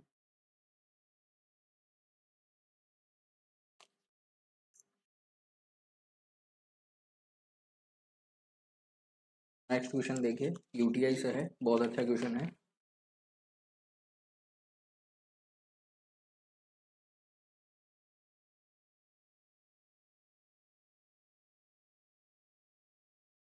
नेक्स्ट क्वेश्चन जो पूछा गया है वो यूटीआई से पूछा गया है, the best antibiotic for UTI. ठीक है, तो यूटीआई से देखिए, यूटीआई किसको बोलते हैं? यूरिनरी ट्रैक इन्फेक्शन, पहली चीज तो ये हुई, यूरिनरी ट्रैक इन्फेक्शन। ठीक है, ये आपको याद रखना है। ठीक है, एक चीज और आपको याद रखनी है, नेजोकोमियल इन्फेक्शन। ठीक है, यूटीआई आ गया है तो ही मैं आपको बता रहा हूँ। नेजोकोमियल इन्फेक्शन आपको याद रखना है, सबसे ज़्यादा मोस्ट कॉमन जो नेजोकोमियल इन्फेक्शन होने के चांसेस होते हैं वो यूटीआई होता है, ये आपको याद रखना है। नेजोकोमियल इन्फेक्शन क्या होता है, ये भी का सवाल है। नेजोकोमियल इन्फेक्शन आपको याद रखना है क्या होता है, after admission, after admission of hospital, after admission of hospital more than 48 hours occurrence of a infection। ठीक है, न्यू इन्फेक्शन या secondary infection, that's called nosocomial infection. आपको याद रखना है, जब भी कोई क्लाइंट या पेशेंट जब हॉस्पिटल में एडमिट हो जाते हैं उसके 48 घंटे बाद अगर उसको सेकेंडरी कोई इन्फेक्शन हो गया, वो नोजोकोमियल इन्फेक्शन है। वो आपको याद रखना है। मोस्ट कॉमन कौन सा होता है? यूटीआई होता है। पहली चीज तो आपको ये याद रखना है, यूटीआई का most common, sorry most common नहीं, पॉजिटिव एजेंट कौन सा है? ठीक है, यूटीआई का पॉजिटिव एजेंट कौन सा है, ये आपको याद रखना है। यूटीआई का पॉजिटिव एजेंट कौन है? ई कोलाई है, ये भी आपको याद रखना है। ठीक है, जेंडर पूछे आपसे तो फीमेल ज़्यादातर इससे क्या होती हैं, सफ़र करती हैं। क्यों करती हैं? शॉर्टर यूरेथ्रा की वजह से, ये आपको याद रखना है। फीमेल जो होती हैं उनकी यूरेथ्रा की जो लेंथ होती है वो शॉर्टर होती है, कितनी होती है? 4 सेंटीमीटर। ठीक है, ये आपको याद रखना है।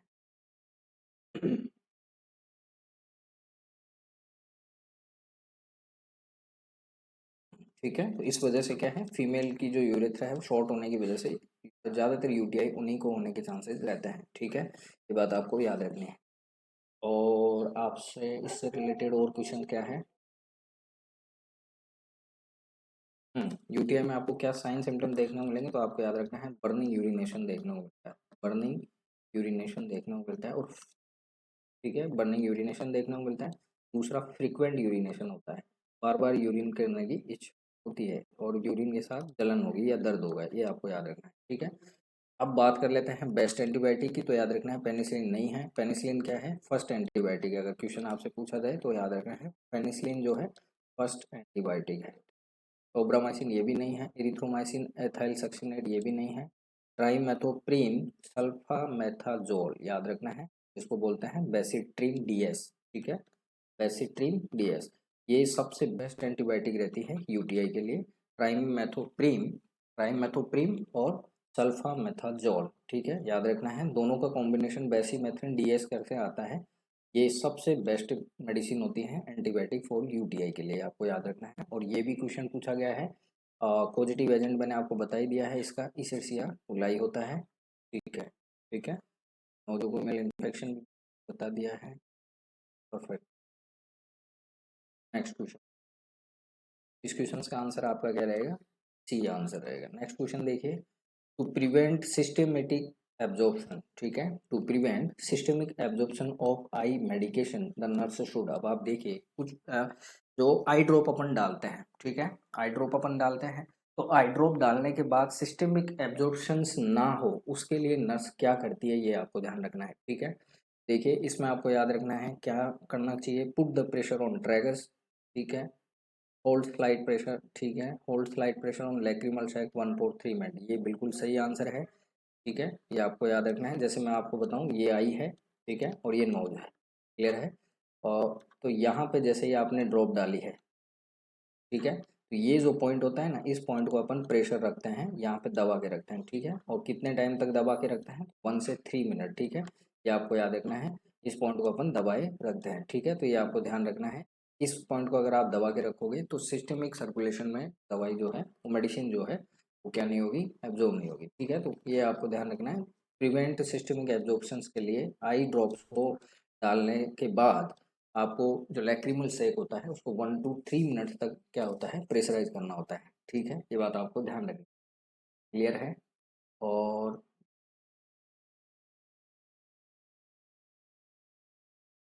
यहाँ डाल लोकेशन भी पूछ सकते हैं, तो आपको याद रखना है लोअर कंजेनाइटल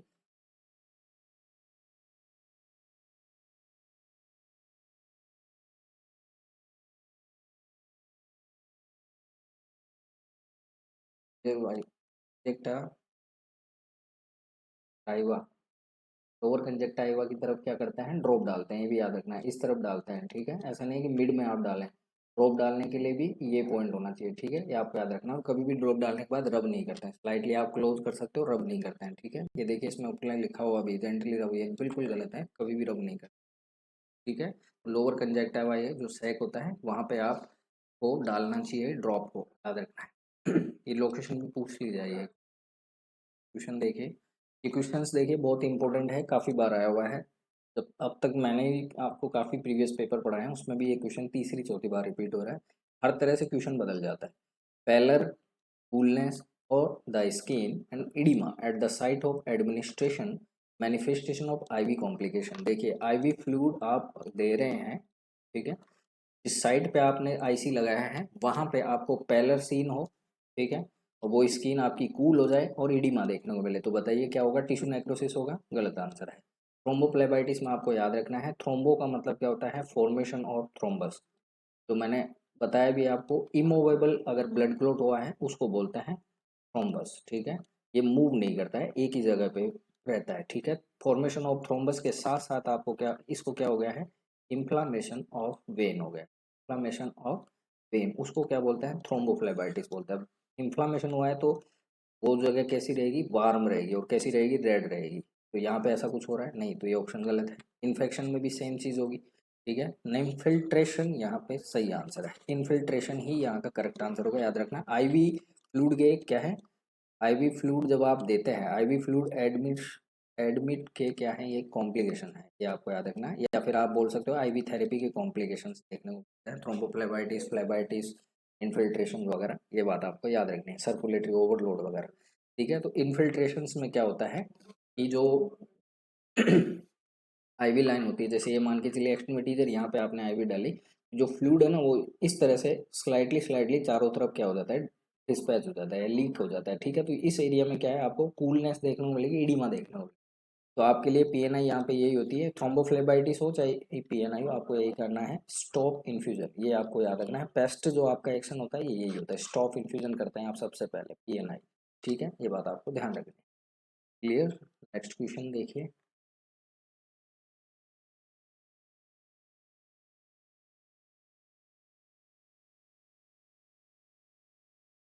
ठीक है, नेक्स्ट क्वेश्चन देखिए,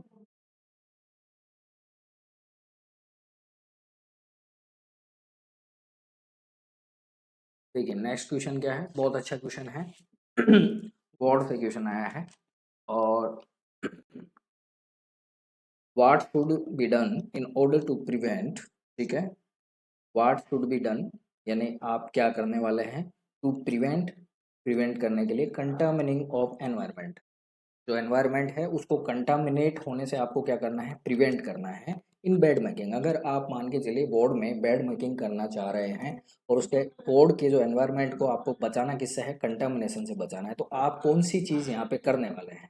देखिए पहला ऑप्शन है अवॉइड फैनिंग सोइल लिनन, जो देखिए लिखा हुआ भी है, पेशेंट ने पाथेल चादर ने उठा भी न झाड़की न पाथर भी न जोइए, बराबर, यानी जो बिछी हुई बेडशीट है उसको आपने उठाया फिर झाड़ दिया है वहीं पे ही, ठीक है। तो इस तरह से आप ऐसा करेंगे। Strip all linen at the same time, strips करेंगे आप सारी जितनी भी बेड लिनन्स है उनको एक ही समय में, finish both side at the same time, क्या आप ये करने वाले हैं। और एम्ब्रेस सोइल्ड लिनन्स, ठीक है। गंदी चादर ने उल्टा भी ने पत्थर भी જોઈએ, बराबर। तो देखिए यहाँ आपको याद रखना है, आपके माइंड में होना चाहिए कंटामिनेशन से आपको बचाना है। तो याद रखना है जब भी कोई बेडशीट को आप चेंज करेंगे ना, तो आपके पास हमेशा याद रखना है एक ही आपका एक्शन होना चाहिए, केयरफुली जो है उनको रोल अप कर देते हैं, केयरफुली रोल अप सोइल्ड लिनन। जो गंदी बेडशीट होती हैं उनको हमेशा रोल अप किया जाता है, वो भी केयरफुली, ताकि वो उस क्योंकि वो पेशेंट के टच से रही हैं, इसलिए आपको कंटामिनेशन से बचाना है। यहाँ पे याद रखना है आप कभी भी बेडशीट्स को झटकाएंगे नहीं, इस तरह से आपको झटकना नहीं है, ठीक है। तो ऑप्शन ए इज द यहाँ पे राइट आंसर रहने वाला है, ये बात आपको ध्यान रखनी है। क्लियर, ठीक है। तो आपको याद रखना है बेड मेकिंग के दौरान हमेशा बेडशीट को केयरफुली रोल अप करना चाहिए। क्लियर हो गया है। इस तरह के क्वेश्चंस पे आपके दिमाग में स्टिक होने क्लीन होने चाहिए।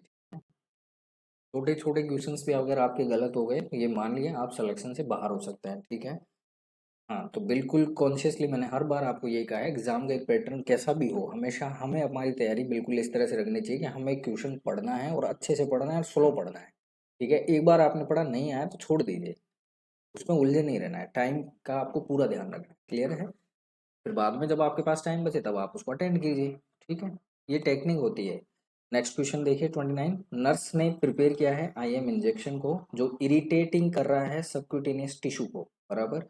तो इस प्रकार नीचे दिए गए जो ऑप्शन है उनमें से बेस्ट एक्शन कौन सा होने वाला है जिससे आप प्रिवेंट कर सकते हो ट्रैकिंग ऑफ द मेडिकेशन, यानी कहने का मतलब है यहाँ पे लीकेज हो रहा है मेडिकेशन जो आप दे रहे हैं, और उसकी वजह से सबक्यूटेनियस जो टिश्यू है, ठीक है, सबक्यूटेनियस जो टिश्यू है वो क्या हो रहा है, इरिटेट हो रहा है। क्या हो रहा है, इरिटेट हो रहा है। तो ऐसी कंडीशन में आप क्या देने वाले हैं, कैसे देंगे। Use small goes needle, okay. Apply ice on injection site, okay. 45 angle यानी सबक्यूटेनियस देंगे आप। और यूज जेट टेक्निक, तो देखिए ना ही आप गोज निडल स्मॉल गोज रखेंगे, ये टेक्निक यहाँ पे सबसे बेस्ट है। आपको याद रखना है जब भी आप कोई इरिटेटिंग मेडिसिन दे, ठीक है, याद रखना है जब भी आप कोई इरिटेटिंग मेडिकेशन दें, ठीक है, तो हमेशा जेड ट्रैक टेक्निक यूज करनी चाहिए। ये बात आपको ध्यान रखनी है, जेड ट्रैक टेक्निक यूज करनी चाहिए, ठीक है। जिससे क्या है, सीपेज जो होता है, सीपेज ऑफ ड्रग जो है इसको आप क्या कर सकते हैं, प्रिवेंट कर सकते हैं, यानी लीक नहीं होगी ड्रग्स आपके टिश्यूज से, ठीक है। ये बात आपको ध्यान रखनी है। और कभी भी आफ्टर इंजेक्शन विगोरसली मसाज नहीं करनी चाहिए। विगोरसली का मतलब हो गया रगड़ना नहीं चाहिए उस एरिया को, तो विगोरसली मसाज नॉट अप्लाई, ये भी क्वेश्चन बहुत बार पूछा गया है। और ज़्यादातर कैंडिडेट अपन प्रैक्टिकली यही करते हैं, पेशेंट जो है वो लगाने के बाद यूँ घिसता रहता है, बराबर है। तो हमें यही लगता है कि भाई करना चाहिए। आपको हमेशा याद रखना चाहिए इंजेक्शन साइट पे कभी भी मसाज नहीं करते हैं, नहीं तो जहां आपने इंजेक्शन किया है, जैसे मान के चलिए ये कोई साइट है, यहाँ पे आपने इंजेक्शन लगाया, अगर वो इसको बार बार रब करेगा तो ये आसपास के जो भी टिश्यूज है ना वो पूरे डैमेज हो जाते हैं, इसलिए कभी भी मसाज को तो कभी भी अप्लाई नहीं करना चाहिए, याद रखना है, ठीक है। ये ऑप्शन बिल्कुल गलत है। नेक्स्ट देखिए, ठीक है। नेक्स्ट क्वेश्चन देखिए, क्वेश्चन बहुत अच्छा है, एब्रीवेशंस पे क्वेश्चन है। The abbreviations of micro drops पूछा है आपसे, तो देखिए म्यू जीटीटी है और जीटीटी है, एमजीटीटी ये तो नहीं होगा, एमडीआर ये भी नहीं होगा, तो mu GTT is the correct answer रहेगा।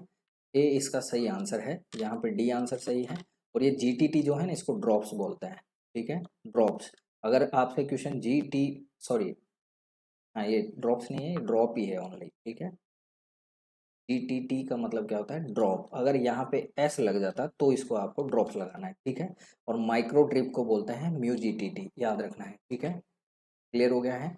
अब देखिए 1 ml जो होता है ना, 1 ml में 60 माइक्रो ड्रॉप्स होता है, ये भी आपको याद रखना है, 60 माइक्रो ड्रॉप्स होता है, ठीक है।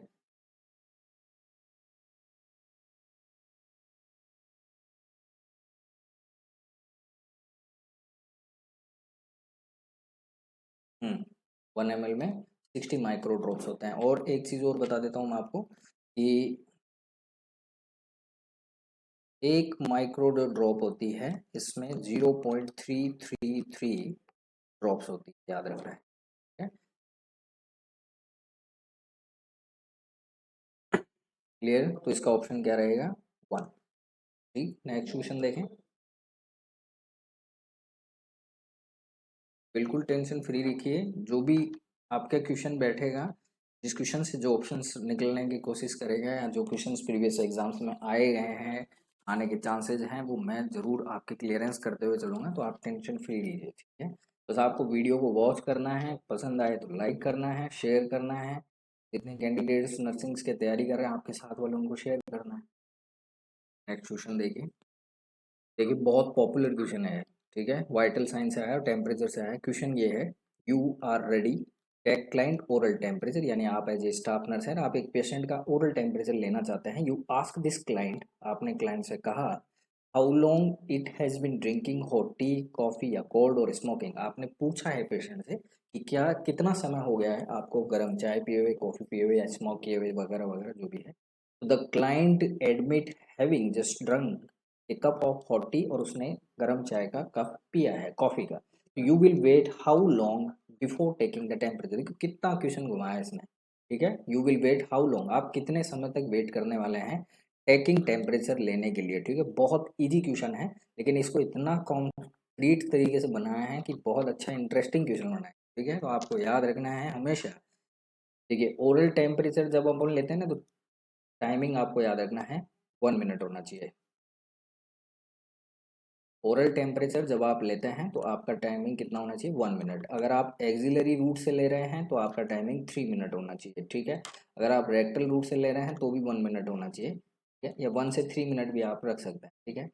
लेकिन अब आपको याद रखना है, ये तो हो गया जनरल पैरामीटर। अब यहाँ पे सवाल ये है कि जब भी कोई क्लाइंट अगर हॉट कोल्ड कोई भी चीज़ अगर सर्व कर रहा है या ले रहा है, तो आपको वेट कितना करना है, तो आपको याद रखना है 15 मिनट आपको कम से कम वेट करना है, याद रखना है। तो 15 मिनट की नियरेस्ट में कौन सा ऑप्शन है, बी, या कि करेक्ट आंसर यहाँ पे आपका रहेगा सी। क्लियर है, ये आपको याद रखना है। 15 मिनट से तक तो आपको वेट करना ही है, नहीं तो वेरिएशंस ऑफ टेम्परेचर आपको देखने को मिलेगा, ठीक है। क्योंकि उसका ओरल कैविटी जो है वो, अगर उसने गर्म लिया है तो ठीक, गर्म लिया है तो उस तरह से हो रहेगा, और कोल्ड लिया है तो वो डिक्लाइन हो जाएगा। तो वेरिएशंस आपको टेम्परेचर में देखने को मिल जाएगा, इसलिए 20 कम से कम एटलीस्ट 15 मिनट इसका सही आंसर है। 15 मिनट तक आपको वेट करना चाहिए, ठीक है। नेक्स्ट देखिए, इन डेली प्रैक्टिस ऑफ नर्सिंग, ठीक है, यानी डेली प्रैक्टिस नर्सिंग की है, nurse use critical thinking in, ठीक है। तो अब यहाँ क्वेश्चन आपसे ये पूछा गया है, क्वेश्चन आपसे ये पूछा गया है कि आप जो है वो डेली प्रैक्टिस ऑफ नर्सिंग में है, ठीक है। पहला क्वेश्चन आपसे यही पूछा गया है। तो यहाँ से आपसे क्वेश्चन जो पूछा गया है वो है कि डेली प्रैक्टिस में आप नर्सिंग में हैं और आपको nurse use critical thinking in. अब आप डेली हॉस्पिटल जा रहे हैं तो आपके सामने ऐसा मतलब कौन सी चीज़ या कौन सा क्रिटिकल थिंकिंग आप यूज करते हैं और कब करते हैं, ये आपके लिए इम्पोर्टेंट है। कहने का मतलब डेली प्रैक्टिस इन नर्सिंग, अगर आप डेली नर्सेज, ऑब्वियसली बात है हॉस्पिटल में जाएंगे तो डेली प्रैक्टिस नर्सिंग रहेगी ना, तो वहाँ पे क्रिटिकल थिंकिंग आप कब यूज करने वाले हैं या क्यों यूज करते हैं, ठीक है। तो देखिए पहला ऑप्शन है setting priority for the day, ठीक है, आप प्रायोरिटी करने सेट कर रहे हैं पर डे के हिसाब से। एवरी डिसीजन डेट मेड, आपने डिसीजन ले चुके हैं। Call the pharmacy to obtain medications, आपने फार्मेसी को कॉल किया मेडिकेशंस के लिए। Checking supply in the client room, आप जो पेशेंट है उसके जो नीडी जो उसको चीज़ें चाहिए सप्लाई में, वो चीज़ें आप पहले जब आप चेक करते हैं तब आपकी क्रिटिकल थिंकिंग होगी। देखिए यहाँ पे आपको एक ही चीज़ याद रखनी है, क्रिटिकल थिंकिंग में आपको याद रखना है सॉल्विंग प्रॉब्लम। देखिए सॉल्विंग प्रॉब्लम ऑफ पेशेंट, एक तो आपको यह याद रखना है, ये टिप्स आपकी रहेगी। सॉल्विंग प्रॉब्लम करनी है आपको पेशेंट की, ठीक है। उसके बाद decision making, decision making process. Decision making process आपकी कैसे रहेगी, विथ क्रिएटिविटी बराबर टू एनहेंस इफेक्ट, ये आपको याद रखना है। यानी आपका पहला जो क्रिटिकल थिंकिंग एम रहेगा वो रहेगा पेशेंट्स की जितनी प्रॉब्लम है वो सोल्व हो।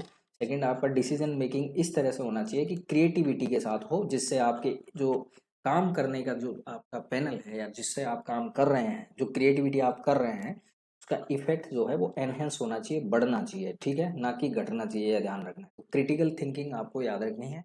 और एज ए नर्स होल आपकी प्रैक्टिस में ये बात आप ध्यान रखना है कि क्रिटिकल थिंकिंग आपके माइंड में गुड होनी चाहिए, ठीक है।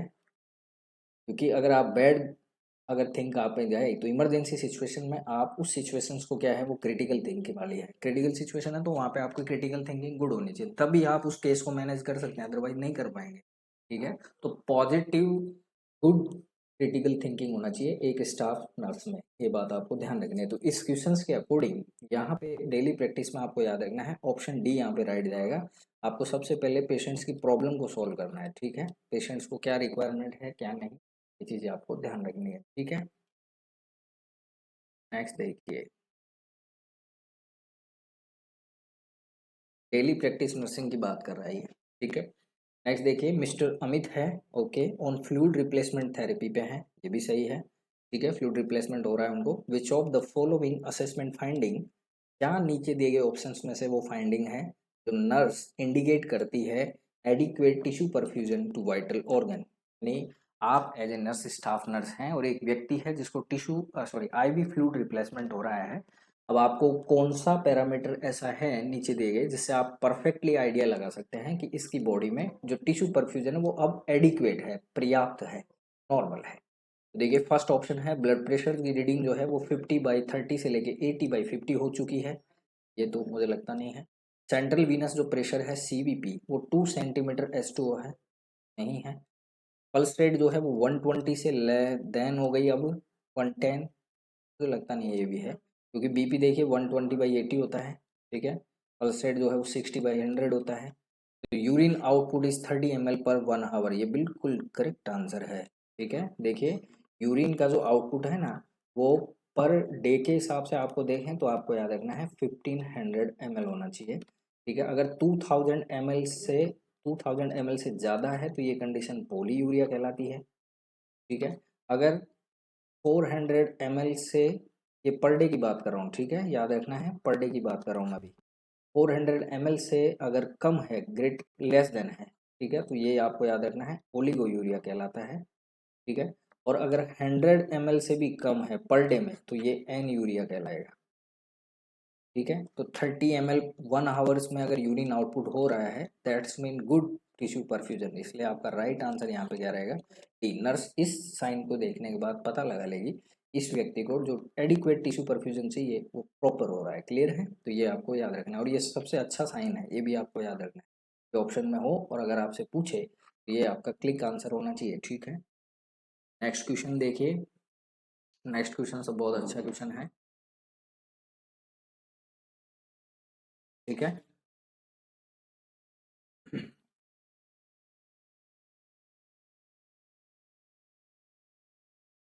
नेक्स्ट क्वेश्चन देखिए, administration of 3 litre 5% dextrose solution will provide, देखिए अब ये आया है कैलकुलेशन पे, ठीक है।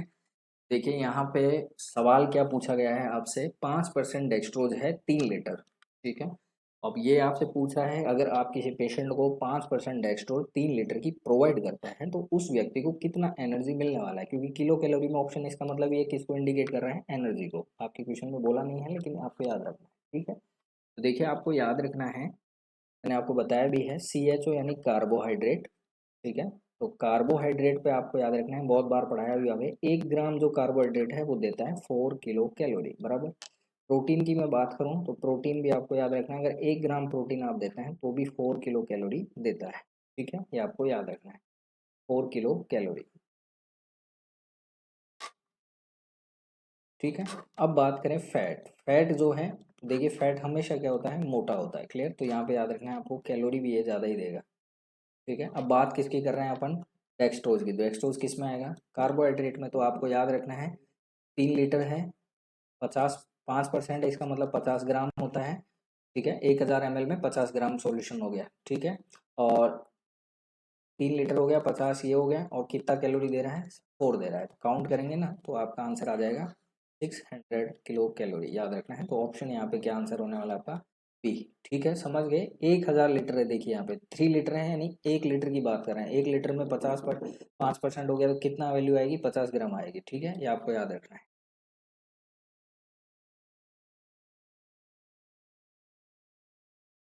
ठीक है। तो नेक्स्ट क्वेश्चन देखिए,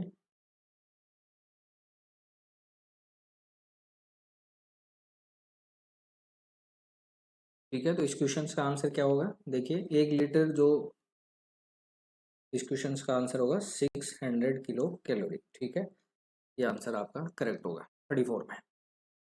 ठीक है, ये आंसर यहाँ पे करेक्ट होगा, बराबर। नेक्स्ट क्वेश्चन देखिए, under normal physiological conditions the respiratory centres in brain stimulated. कहने का मतलब ये होगा एक व्यक्ति है जिसकी नॉर्मल फिजियोलॉजी है। अब क्वेश्चन आपसे ये पूछा है जो रेस्पिरेटरी सेंटर होता है कहाँ पे, ब्रेन में। ठीक है, तो वो कब स्टिमुलेट होगा, जब आप इनहेल करेंगे या एक्सहेल करेंगे। ठीक है, तो याद रखना है ऑक्सीजन गलत आंसर है, कैल्शियम आयन गलत है, लैक्टिक एसिड। CO2 आपको याद रखना है, CO2 जो है वो ट्रिगर होती है, ये बात आपको ध्यान रखनी है। CO2 क्या होती है, ट्रिगर होती है किसके लिए, रेस्पिरेटरी सेंटर्स को स्टिमुलेट करने के लिए। तो आपको याद रखना है CO2 यहाँ पे परफेक्ट आंसर होगा। CO2 ही वो गैस है जिसकी वजह से रेस्पिरेटरी सेंटर्स जो है ब्रेन में प्रेजेंट होते हैं, वो क्या होते हैं, स्टिमुलेट होते हैं। ठीक है, बात आपको ध्यान रखनी है। नेक्स्ट देखिए, बहुत अच्छा क्वेश्चन है, आपको बताना है फैट जो है वो प्रेजेंट होता है स्टूल में, इसको हम क्या कहते हैं। ठीक है, तो डायरिया, तो ये तो क्या हो गया, वाटरी स्टूल हो गया। ठीक है, वाटरी स्टूल हो गया। ठीक है, यहाँ पे पायूरिया है तो पस आएगी।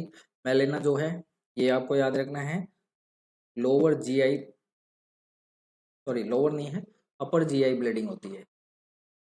ठीक है, अपर GI ब्लीडिंग याद रखना है, उसको बोलते हैं मेलेना। ठीक है, और स्टेटोरिया का मतलब क्या होता है, फैट इन स्टूल, याद रखना है। और ये आपको लैक्टोज इंटॉलरेंस में भी देखने को मिलेगा, ये है ना, लैक्टोज इंटॉलरेंस। ठीक है, उसमें देखने को मिलेगा, सिस्टिक फाइब्रोसिस में देखने को मिलेगा, ये आपको याद रखना, फाइब्रोसिस। ठीक है, ये डिजीज में आपको स्टेटोरिया देखने को मिल जाएगा। क्लियर है, ये आपको याद रखना है। नेक्स्ट देखिए, बहुत अच्छा क्वेश्चन है, थ्योरी ऑफ मोटिवेशंस पे क्वेश्चन आया है। Maslow hierarchy which need in consider as last, according to Maslow hierarchy जो मॉडल है उसके अकॉर्डिंग कंसिडर एज लास्ट पूछा है इसने। ठीक है, याद रखिए लास्ट पूछा है। तो देखिए, पहली चीज तो आपको याद रखनी है, जो मास्लो ने थ्योरी दी थी वो दी थी थ्योरी ऑफ मोटिवेशन, ये आपको याद रखना है। ठीक है, और ये कब दी थी, 1943 में। इसके अकॉर्डिंग, प्रायोरिटी के अकॉर्डिंग मैं बात करूं तो देखिए, प्रायोरिटी के अकॉर्डिंग बात करें ना, तो आपको याद रखना है, सॉरी,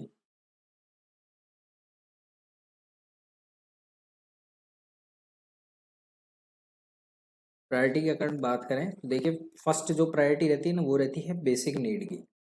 ठीक है, बेसिक नीड, ये आपको याद रखना। बेसिक नीड में क्या क्या है, बेसिक नीड बोल सकते हो या फिजियोलॉजिकल नीड, जैसे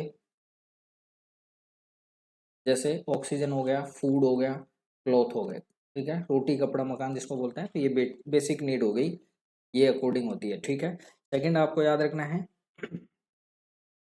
सेकंड आपको याद रखना है यहाँ पे कौन आएगा, सेफ्टी नीड आएगी। ठीक है, सेफ्टी नीड आने वाली। ठीक, थर्ड पे देखेंगे तो थर्ड पे कौन आएगा, रिलेशंस आएंगे, लव एंड बिलोंगिंग्स यहाँ होता है, लव एंड बिलोंगिंग्स, बराबर। फोर्थ पे देखेंगे तो यहाँ पे आपको याद रखना है स्टीम आएगा। ठीक है, और यहाँ पे आएगा सेल्फ एक्चुअलाइजेशन, सेल्फ एक्चुअलाइजेशन यानी यहाँ पे इंसान जो है वो खुद का एक्चुअलाइजेशन करता है, तो याद रखनी है लास्ट स्टेज पे तो ये आएगा और पहली स्टेज पे ये आएगा। ठीक है, ये आपको याद रखना है। ठीक है, अगर बात करें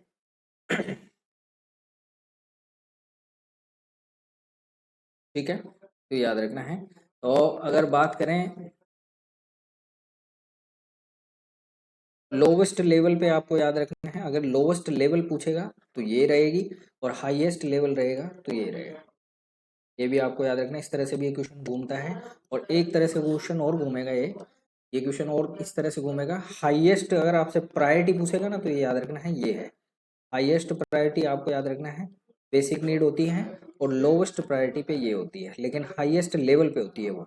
ये आपको याद, दोनों क्वेश्चन देखे कंफ्यूज नहीं होना है, लोवेस्ट प्रायोरिटी पे ये है लेकिन हाईएस्ट लेवल पे है, ये लोवेस्ट लेवल पे है लेकिन हाईएस्ट प्रायोरिटी रहती है इंसान की, ये बात आपको याद रखना है ह्यूमन के अकॉर्डिंग। तो यहाँ पे देखिए लास्ट स्टेज आपसे पूछा है, लास्ट स्टेज के अकॉर्डिंग कौन सी नीड है जो लास्ट में मानी गई है, तो आपको याद है self actualization is the correct answer. ठीक है, ये आपको याद रखना है। क्लियर हो गया है।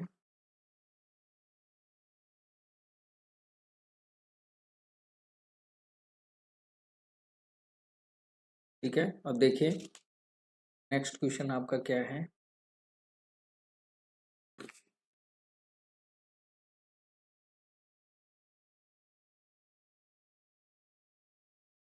बहुत अच्छा क्वेश्चन है, न्यूट्रिशन से क्वेश्चन आया है। क्वेश्चन आपसे पूछा जा रहा है vitamin sorry which among the following richest source of vitamin B12। ठीक है, साइनोकोबालामाइन, कोबाला याद रखना है। ठीक है, विटामिन B12 का नाम होता है। ठीक है, साइनोकोबालामाइन आपको बताना है रिचेस्ट सोर्स यानी सर्वाधिक जिसमें विटामिन B12 आपको मिले वो सोर्स कौन सा है। तो याद रखना है ग्रेन्स नहीं है, ग्रीन लीफी वेजिटेबल्स, तो विटामिन ए का ये सोर्स बहुत अच्छा है, याद रखना है। मशरूम भी नहीं है। मीट और डेयरी प्रोडक्ट यहाँ पे करेक्ट आंसर रहेगा, आपको याद रखना है। मीट और डेयरी प्रोडक्ट्स, एग्स वगैरह है, लीवर है, सेलफिश वगैरह है, ये सब चीज़ें जो हैं विटामिन B12 के लिए रिचेस्ट सोर्स होती है, इसलिए यहाँ आपका आंसर रहेगा ए। ठीक है, और एक चीज़ और मैं बता देता हूँ आपको, रेस्ट्रिक्ट अगर वेजिटेरियन कैंडिडेट होते हैं, क्वेश्चन भी पूछा गया है, रेस्ट्रिक्ट जो वेजिटेरियन कैंडिडेट होते हैं उनमें B12 की डेफिशिएंसी देखने को मिलती है। बात आपको ध्यान रखनी है, रेस्ट्रिक्ट वेजिटेरियन का मतलब स्ट्रिक्ट, सॉरी रेस्ट्रिक्ट नहीं, स्ट्रिक्ट जो वेजिटेरियन होते हैं, क्लियर है। जो स्ट्रिक्ट वेजिटेरियन लोग होते हैं जो बिल्कुल वेज खाते हैं, ठीक है, उनमें B12 की कमी देखने को मिलेगी, क्योंकि B12 सबसे ज़्यादा मीट्स वगैरह में ऐसे प्रोडक्ट्स में ज़्यादा देखने को मिलेगा। ठीक है, तो आपको ध्यान रखिए। नेक्स्ट देखिए, ठीक है, नेक्स्ट देखिए which among the following medication order, यानी कौन सा मेडिकेशन ऑर्डर है जो आप फॉलो करेंगे इमीडिएटली अगर आपको वंस ओनली एडमिनिस्टर, अगर आपको ड्रग लिखा गया है कि आपको एक ही बार देना है और इमीडिएट देना है। ठीक है, इमीडिएट देना है और एक ही बार देना है, तो आप कौन सा ऑर्डर होगा उसका। देखिए PRN जो होता है ना, इसका मतलब होता है व्हेन रिक्वायर। ठीक है, जब आपको रिक्वायरमेंट है तब आप दे सकते हैं, तो ये गलत है। स्टेट ऑर्डर यहाँ पे बिल्कुल परफेक्ट आंसर रहेगा आपका, क्लियर है। ठीक है, ये आपको ध्यान रखना है। तो इसमें आपको स्टेट का मतलब क्या होता है, एक चीज और मैं बता देता हूँ, HS सबसे ज्यादा पूछा जाता है एग्जाम में। HS का मतलब होता है एट बेड टाइम, याद रखना है। जब इंसान, जब भी कोई व्यक्ति सोने लगे तो HS जो लिखा होता है ना वो सोते समय दे, बात आपको ध्यान। ठीक है, बाकी एब्रीविएशन से रिलेटेड क्वेश्चंस पूछ सकते हैं, लेकिन यही ज्यादातर क्वेश्चन ज्यादातर पूछे जाते हैं। ठीक है, नेक्स्ट देखिए, अब यहाँ देखिए ये फिर से ड्रॉप का क्वेश्चन आया है। क्वेश्चन क्या है देखिए, 500 ml IV फ्लूइड है, need to administer over 5 hours, आपको 5 घंटे में देना है, ड्रॉप फैक्टर यहाँ पे 20 दे रखा है। तो देखिए इसका जो फॉर्मूला होता है ना वो ये होता है फ्लूइड मल्टीप्लाई ड्रॉप फैक्टर, ठीक है, multiply drop factor upon times in hours, इसको आपको लिखना है सेकंड में। तो फ्लूइड कितना है देखिए 500 ml है, टाइमिंग आप ड्रॉप फैक्टर कितना है 20 है, डिवाइड किससे करेंगे आप, 5 घंटे दिए हैं 60 मिनट सेकंड हो गए, 5 घंटे दिए ना, तो 5 मैंने बोला टाइम हावर्स में लिखना है, 60 सेकंड आपको कन्वर्ट कर देना है। ठीक है, तो इससे यहाँ पे क्लियर कर देंगे, तो ये कितने हो गए हैं 1000। ठीक है, 1000 को आपको मल्टीप्लाई करना है, डिवाइड करना है 30 से, तो अब आ गए आपका 100 में आप 3 से करेंगे कितना हो जाता है 3, फिर करेंगे 3, फिर करेंगे 3, तो ये आ गया। ठीक है, ये आपका आंसर होता है क्लियर, 33 ड्रॉप्स इज द यहाँ पे राइट आंसर होने वाला है। ठीक है, ये बात आपको ध्यान रखनी है।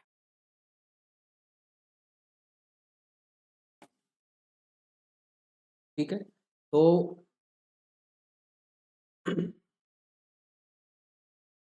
ठीक है, ये बात आपको ध्यान रखनी है। तो आज के जो क्वेश्चंस हैं आपके वो हो गए हैं सोल्व। ठीक है, और ठीक है, तो आज के जो क्वेश्चंस हैं वो हो गए हैं आपके सोल्व।